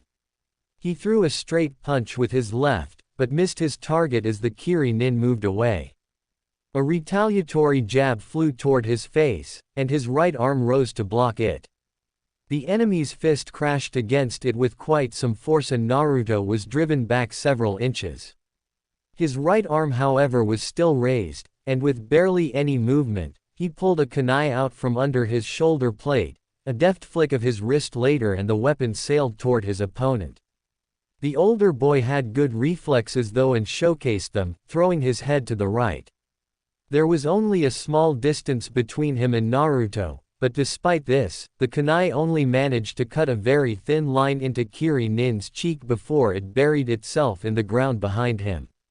As he exhaled a sigh of relief though, he made his first mistake. Naruto had started a hand seal sequence as soon as he saw his weapon miss its target. Pulled through space and time, he substituted himself with the kunai and appeared behind his opponent. Again, the shinobi from Kiri showed surprising agility.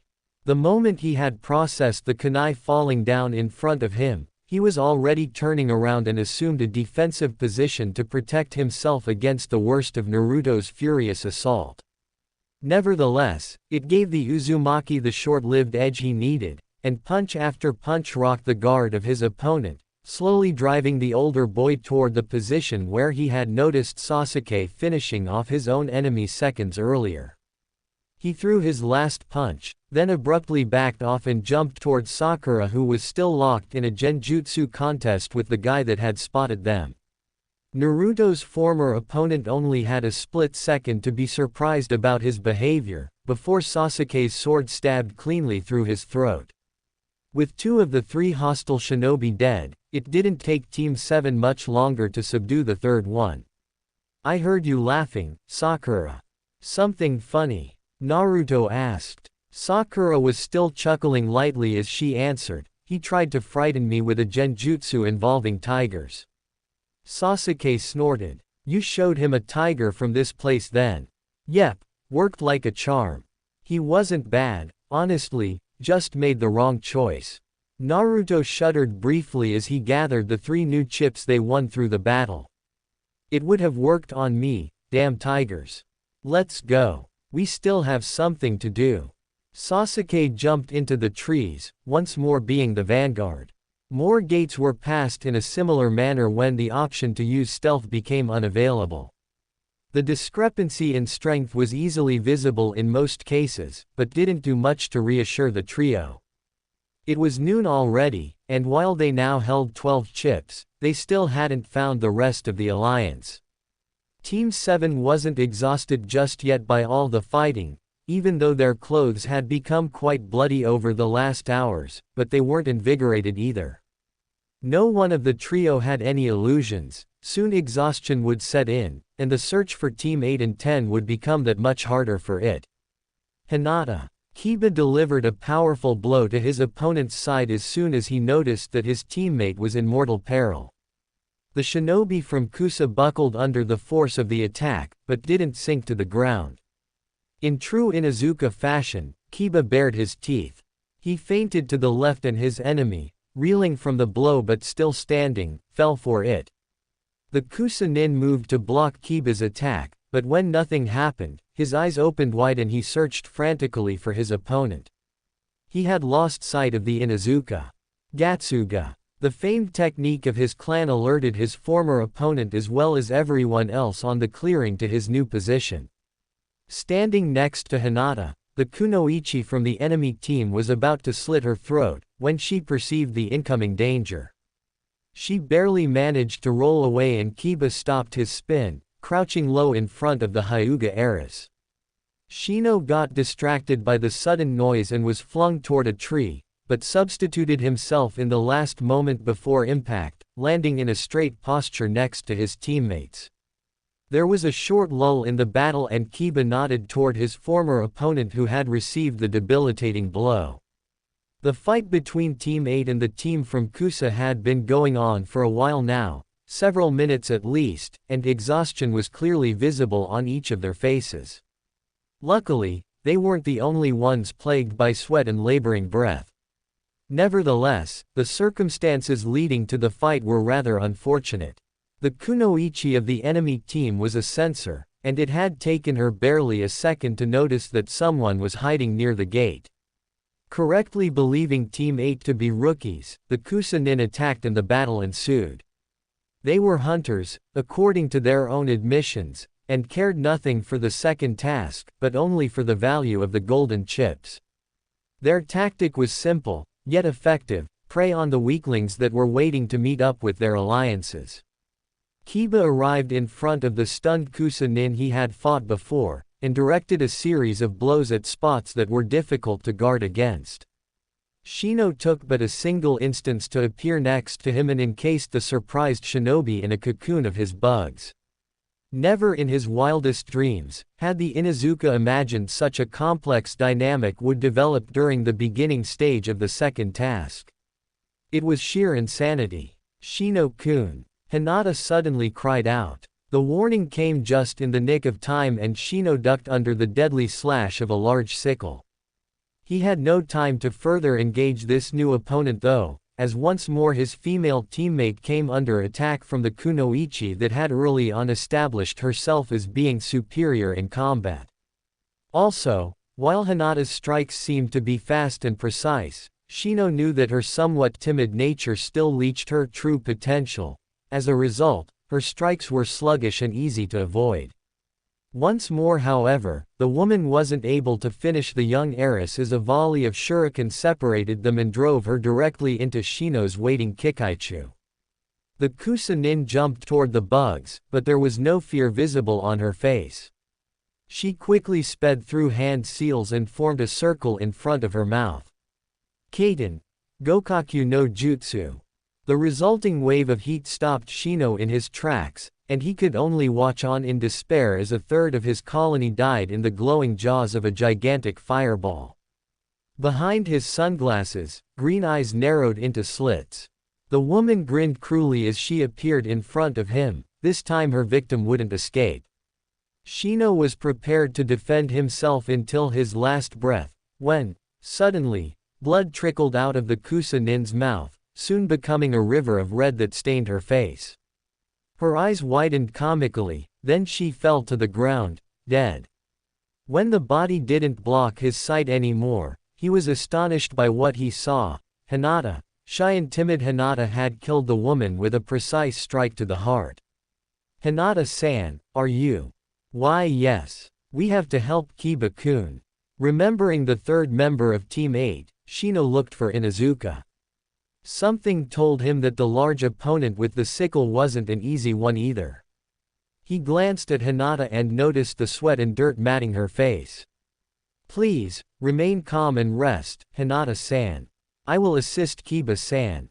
There was no trace of doubt in Shino's words, and Hinata sank exhausted to the ground. She watched horrified as the Aburame joined the fight, nearly being cleaved in half by the Kusa-nin's sickle. But, even though the weapon demanded its tribute to be paid in blood, the fight soon turned in their favor. Now, Kiba screamed. Nothing more had to be said, and from both sides the boys, nay, young men, stabbed their kunai through the unguarded enemy. It wasn't a clean kill, both wearing the red visor of bloodlust, rage and vengeance, and their faces were drenched in the red essence of life. After quickly scavenging the golden chips from the dead bodies, both limped over to Hinata and threw them into the dirt between them. Damn things. Was this really worth it? Kiba looked at the bloodied chips in disgust. Shino hummed, but made no move to pick them up. We need them to advance. We need them. Kiba growled and pointed at the corpse of the dead woman. They were just in for the money. Have you heard what she said to Hinata? I heard it. The Inuzuka spat on the ground. It's disgusting. And where the hell is Naruto? It's nearly afternoon and still no sign of Team 7. Hinata, who had looked at the corpses with forlorn eyes since the end of the fight, picked up the chips and looked at her teammates. He will come. I know it. Shino raised his hand to stop Kiba from retorting. We better bury the bodies quickly, and hide ourselves again. There could be more of these hunters around. Damn, whispered Naruto.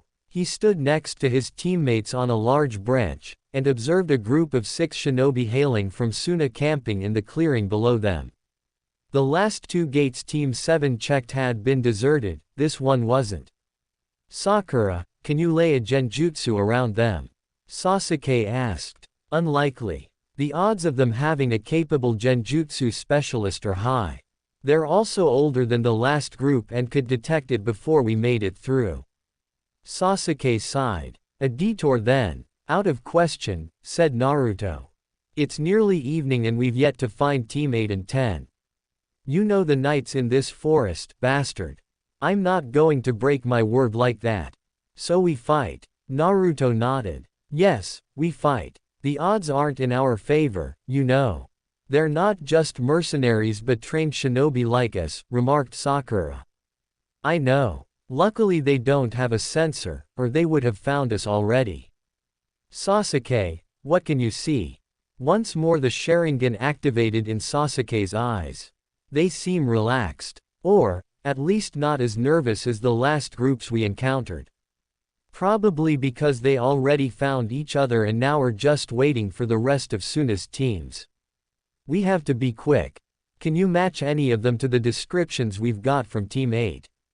Sasuke nodded. I can identify 3 of them, 2 taijutsu users and a ninjutsu specialist. The other 3 are unknown. Sasuke, How likely are you to win against the two taijutsu guys? You have to ask. Naruto grinned. That's what I wanted to hear. Okay, listen up. Even if we ambush them, it's unrealistic to think that we'd get all three of them. Let's go for the sure kill. When his teammates nodded, he continued, Sakura, I want you to layer a distracting genjutsu around the ninjutsu specialist. I'll kill him while Sasuke deals with the two taijutsu guys. Sasuke, don't hold back. Try to kill one of them as quickly as possible to even the odds. What about the other three, the unknowns? Sakura and I will deal with them as soon as the ninjutsu girl is dead. We've got enough in our arsenal to take them on, or at least stall them until you're finished. It was a good plan for their current circumstances, truly, nothing more could be expected when there were unknown factors like the three people they had no intelligence over. Nevertheless, the time-old adage held true, no plan survives contact with the enemy. Sakura wove the genjutsu expertly around her target, but the moment Naruto tried to slit her throat, he was hit by a large gust of wind. It carried him into the direction of a large rock and he swiftly sped through the necessary seals for a substitution.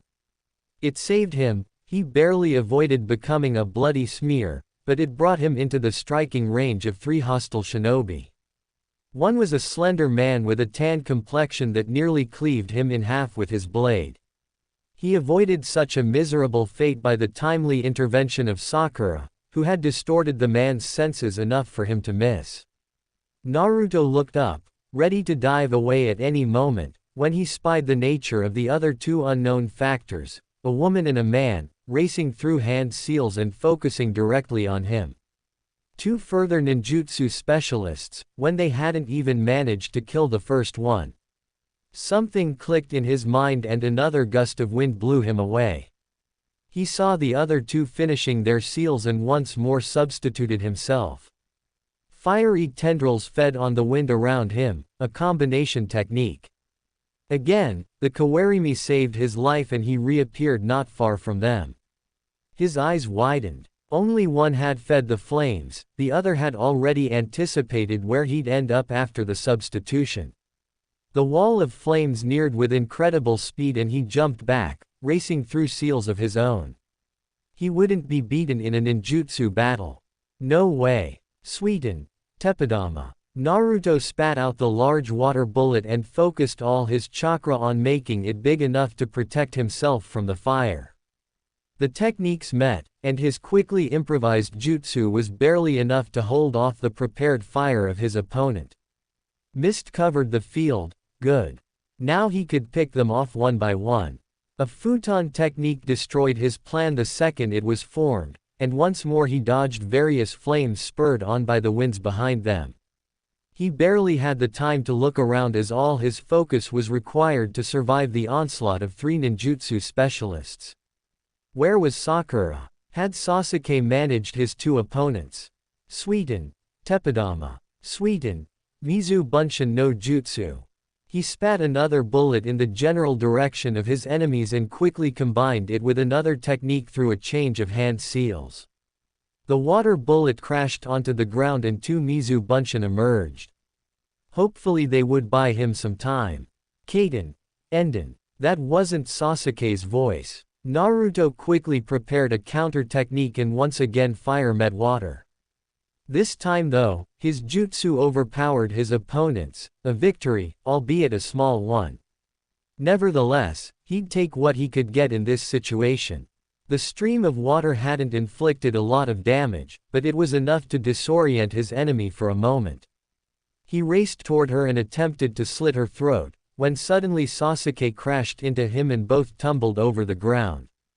Bastard! Naruto asked, instantly jumping to his feet and readying a kunai. Sasuke took a moment longer, but joined Naruto soon enough.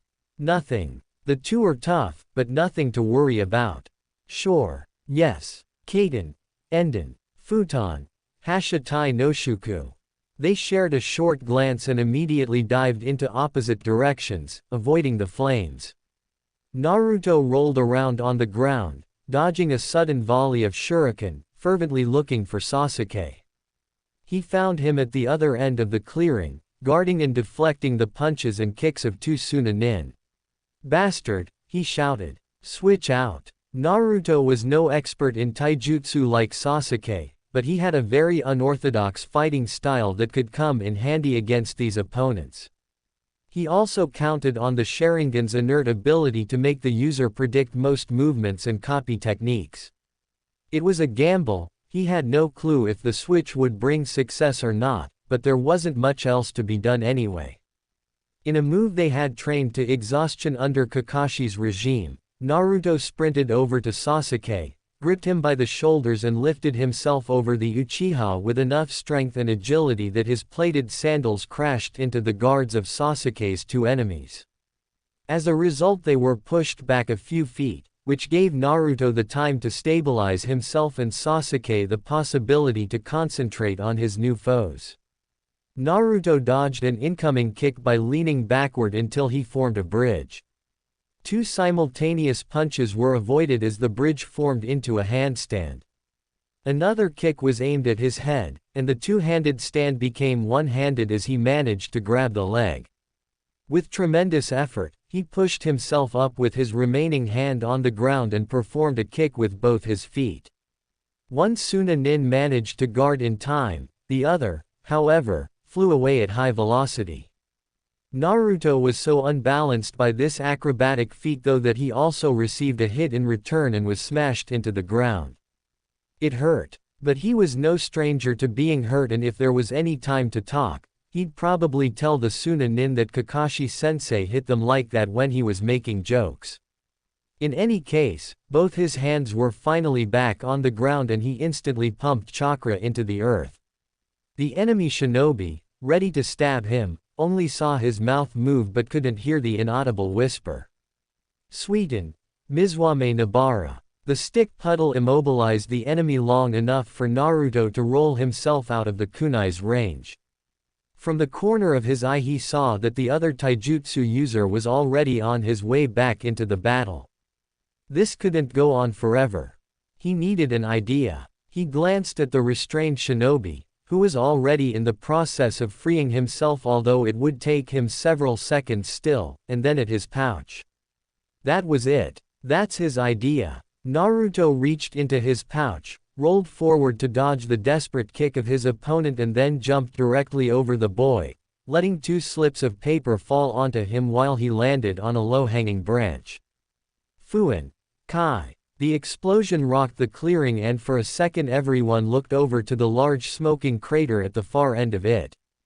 Naruto smiled. It worked even better than expected, as Sasuke used the surprise to finally take out one of the three ninjutsu specialists with a clean decapitation. Kaiten jutsu they could deal with, but at least the futon guy was dead now. Megan. Narukumi no jutsu. Haven't I told you already that these won't work on me? The tanned shinobi shrugged off Sakura's genjutsu as if it was nothing more than an annoying bug and within 4 steps stood once more in front of her, his blade poised to deal the lethal blow. Sakura didn't respond, her narrowed green eyes following each moving muscle in the arms of her opponent. This focus was the only reason she was still alive and hadn't been skewered by the extremely pointy weapon. She had acquired a few slashes on her arms and legs, but those were only superficial. The longer the fight lasted, the less she got hit, an easy ticket to victory, if not for the guy's stamina which, even after Kakashi-sensei's training, still exceeded hers. Exhaling harshly, she readied herself, a kunai held in her right hand. His arms moved, but before the blade reached her, she had already sidestepped and threw the kunai at his legs. Over such a short distance she shouldn't have missed, nevertheless, she did. Sunanin's exceptional reflexes shone as he saved his foot by shifting slightly to the left. Sakura had already come up close again though, crouched low and tried to sweep his legs. Her opponent jumped over the failed kick, and his blade slashed downward in the direction of her head. She quickly pulled the formerly thrown kunai out of the ground and scarcely managed to parry the blow, diverting the blade to her right. She hated this fight. It couldn't go on forever like this, she knew. More slashes and stabs were dodged as she rapidly flipped back until she stood with the back to a tree. Damn, he had boxed her in. She tried to dive to the left, but had to abandon midway as his blade closed in once more. Sakura saw his grin, and the small flame in her became a torrential storm of anger. She needed space, at least some. Up until now she had tested several genjutsu from D to C class, but none of them had worked. She didn't know if it was a general immunity, or if he was simply trained to detect and dispel all genjutsu of these classes.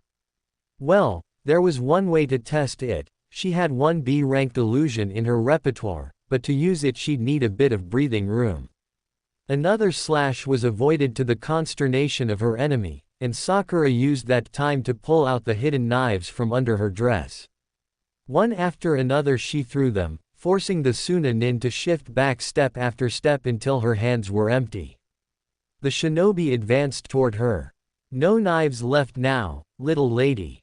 Sakura clasped her hands together, then smashed her palms on the ground. Doten, Doroku Geishi, you think this little wall will keep me away? Sakura, not finished just yet, went on with one of her favorite combinations. She left a simple bunshin behind the wall, then vanished into the earth and reappeared a few feet away from the guy. It would only take him a short moment until he'd notice the switch, but that was all she needed. Megan, Jigoku Goku no Jutsu. Her theory was right. The Sunanin had been trained to resist most low-level genjutsu, but the B-ranked one she just used wasn't as easily shrugged off. Sakura heard the cry of misery, as the swordsman truly believed that a gigantic ball of flame fell down the sky toward him. With great speed, for she didn't know how long he'd be influenced by the genjutsu, Sakura ran toward him, and just as it seemed that he finally managed to escape her illusion, she rammed her last remaining kunai directly through the guy's head. She panted heavily as she picked up his chips and returned the knives and kunai back to her inventory. This fight had been more exhausting than she would have liked, and they still hadn't found the other teams. With a jolt she realized that she'd been separated from her own team for quite some time now and immediately set out to find them. Something that wasn't all that hard, especially after a large explosion echoed through the forest area right next to her. In a small clearing only a few minutes of travel away from Sakura's position, the male members of Team 7 had a standoff with their remaining enemies. The mangled lumps of flesh that once had made up the Sunanin before Naruto blew him up, were splattered all across the place and left trails of blood on everything surrounding them. His comrades' pain and agony could not have been more visible under any circumstance. Naruto even noticed budding tears in the eyes of the two women. He blinked once, then steeled himself. Kakashi had trained them in a lot of things. Showing sympathy to the enemy however wasn't among them. To Naruto's right, Sasuke held his ninjutsu aggressively in front of him. The blood on his red armor glinted at times, when small beams of the evening sun managed to penetrate the thick canopy. Looking at their three adversaries, Sasuke asked, "Two kaiden, one taijutsu, switch back." "Sure, but make it quick. We still have to find Sakura," answered Naruto. His words couldn't have sounded more callous to his enemy's ears, even had he tried. The remaining ninjutsu specialists, Naruto shortly entertained the notion of them being sisters, immediately attacked him, as did their brawny comrade. And, while the close-quarter combatant ran toward him in a wide arc, the women finished their hand seals nearly instantaneously, driven as they were by the horrid mixture of hate and despair that now resided in their hearts. Kaiden, Gokaku no Jutsu. Kaiden, Enden. Naruto saw their tear-stricken faces one last time, before the invoked techniques conjured up a wall of flames that had no other aim but him. It wasn't a combination technique per se. But, even if the destructive force wasn't multiplied tenfold, it doubled, maybe tripled at the least, which therefore made it doubly as dangerous as it had been before. A small part of him wondered if he should let himself be burned as punishment for bringing so much grief into the world. This part, however, was speedily silenced. In this world and probably any other which held as much on violent alterations, repentance on the battlefield was something unthinkable. Besides, after all these months he would like to think that at least some people would grieve in the case of his demise. Truly, what did the sadness of these strangers matter to him, when compared to the possible anguish his death would visit upon his friends? With firm resolve, Naruto stared at the incoming wall of destruction and bent his fingers into the necessary signs. The taijutsu specialist would reach him before he finished his preparations, but there was no hesitation in his actions, for he knew of the great abilities of his teammate. Just before the Sunanin had the chance to interrupt Naruto, Sasuke appeared in front of him and pulled the guard of the distressed and vengeful shinobi apart. In the same movement, he lashed out with his leg and kicked the enemy directly into the incoming flames, before substituting himself to get out of range. Now, as the fire was nearly upon him, Naruto formed the last sign and slammed his palms together. Sweeten. Sujinheki water wall. There was no stream nearby, nor was there an underground river from whence the water could come. Nevertheless it appeared, and the eyes of the two remaining Sunanin widened in response. The humid nature of their surroundings and Naruto's unnatural reserves were all the resources needed for his technique. A wall of water as tall and wide as a small tree surged up between him and the fire, saving him from being burned alive. His voice was toneless as he spoke up from behind the wall he still sustained to save himself. Now, Sasuke. The Uchiha understood and were about to kill the women while they were distracted, when the fire abruptly stopped. Had their reserves finally run dry? Naruto collapsed his wall of water and stared at the two new corpses lying face first in the dirt. There, standing over them, was Sakura, a blood-smeared knife held in each hand. "I'm back and I've got all their chips." Naruto smiled and was relieved. "We've wondered what happened to you. Was the sword guy much of a challenge?" "Of course he was, Dobi," said Sasuke. "He wouldn't have had all the chips otherwise. He was dangerous." Sakura then pointed at the various corpses in the clearing. "Anyhow, I hope those won't become a problem for us." "I don't think so. At least not in the Chunin exams." Sakura frowned. "Still, we've been in a formal alliance with Suna for years now. Perhaps we could have asked them to let us pass without incident." "That's the peaceful idealist in you," commented Sasuke. "Had we asked them, we would have lost the moment of surprise in case they disagreed. The ambush didn't work anyway." "That's not the point he's making, Sakura, you know that." Naruto sighed and combed his fingers through his hair. "The argument's moot now anyway. They're dead, and we're alive." Sakura cleaned her knives while looking at her teammates. "I'm not a fan of carnage for carnage's sake. In a different situation we might have acted differently, but, be honest, did the sword guy give you the impression that he'd surrender anytime soon?" "I know our opponents didn't," said Naruto. "Dobi's right, Sakura. They were pretty aggressive themselves." Sakura deadpanned. "We ambushed them, of course they'd be aggressive. Had they valued the old treaties between our nations at all, they would have said something, anything," explained Naruto. "They were just as eager to kill us, as we were to kill them." Sasuke sheathed his ninjutsu and looked toward the sky. The sun stopped coming through, it's nearly nightfall now. "Damn. Let's move, and pray this was the last enemy for today." It was fortuitous indeed, that at the time when the moon rose to prominence, Team 7 finally managed to find the first group of their hastily crafted alliance. Huddled together in the underbrush, until then unmoving out of fear to reveal themselves to unsavory adversaries, Team 8 breathed a collective sigh of relief as their senses picked up a very familiar group of three. Upon such a sight of succor, which could not be anything but soothing to her eyes, the Hyuga heiress deactivated her bloodline and a smile stole itself across her lips. Shino, the stoic Aburame, observed bugs of different colors and patterns landing on his arms before they vanished into the sleeves of his coat. It seems as if Naruto-san has proven beyond doubt that his promises have merit to them. I knew he'd make it, said Hinata, a hue of red coloring her cheeks. Kiba snorted, and, surely, had not a very distinct smell assaulted his nose this very moment, he would have uttered something quite disparaging. Because, rivalry, even if put aside for a monumental mission like the second task, was not easily subdued. Such thoughts vanished with the wind however, as he inhaled through his nose once more, deeper than before. "You smell something, Kiba-san?" asked Shino. The Inuzuka processed what his senses revealed to him, but, as soon as he realized from whence he knew the smell, his countenance changed considerably. His face, as far as it could be seen in the light of the rising moon, paled and his eyes widened minutely. "So much." Kiba shook his head and took a second to gather himself, then he looked at his teammates. "Blood, a lot of it and some is theirs."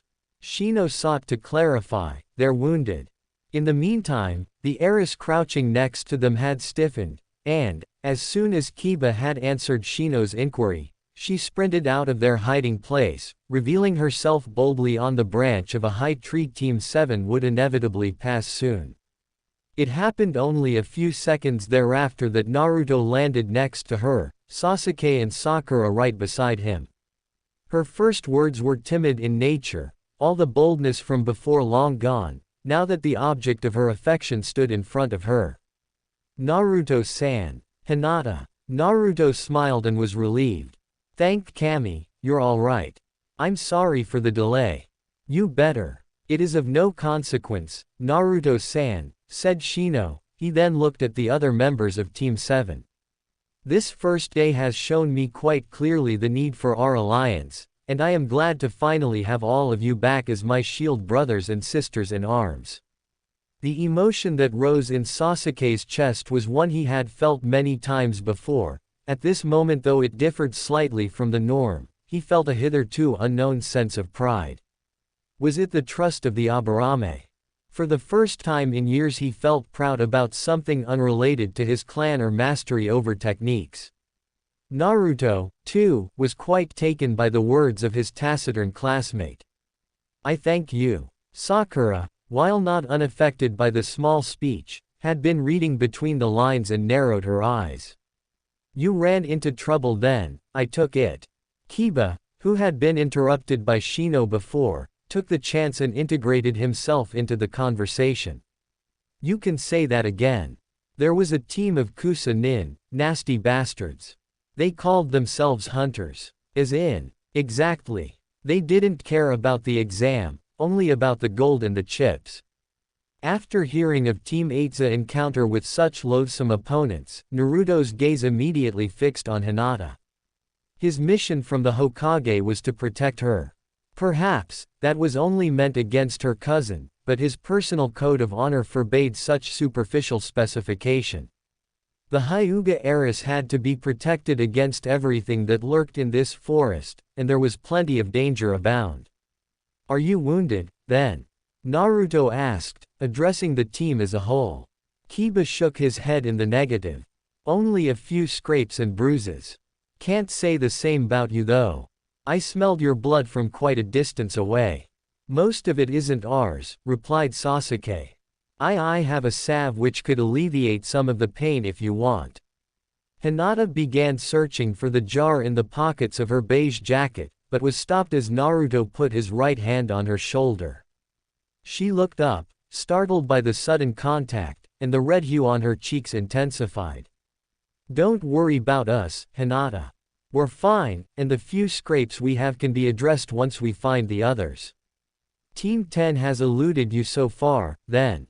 Shino asked. "Unfortunately." Sakura sighed. "We needed all day to find you. I just hope that Team 10's gate isn't far from here." Sasuke nodded. "True. This running on the edge of the forest is becoming bothersome." On that notice, Naruto looked at Team 8. "I hope you're not too tired, 'cause we need to move on."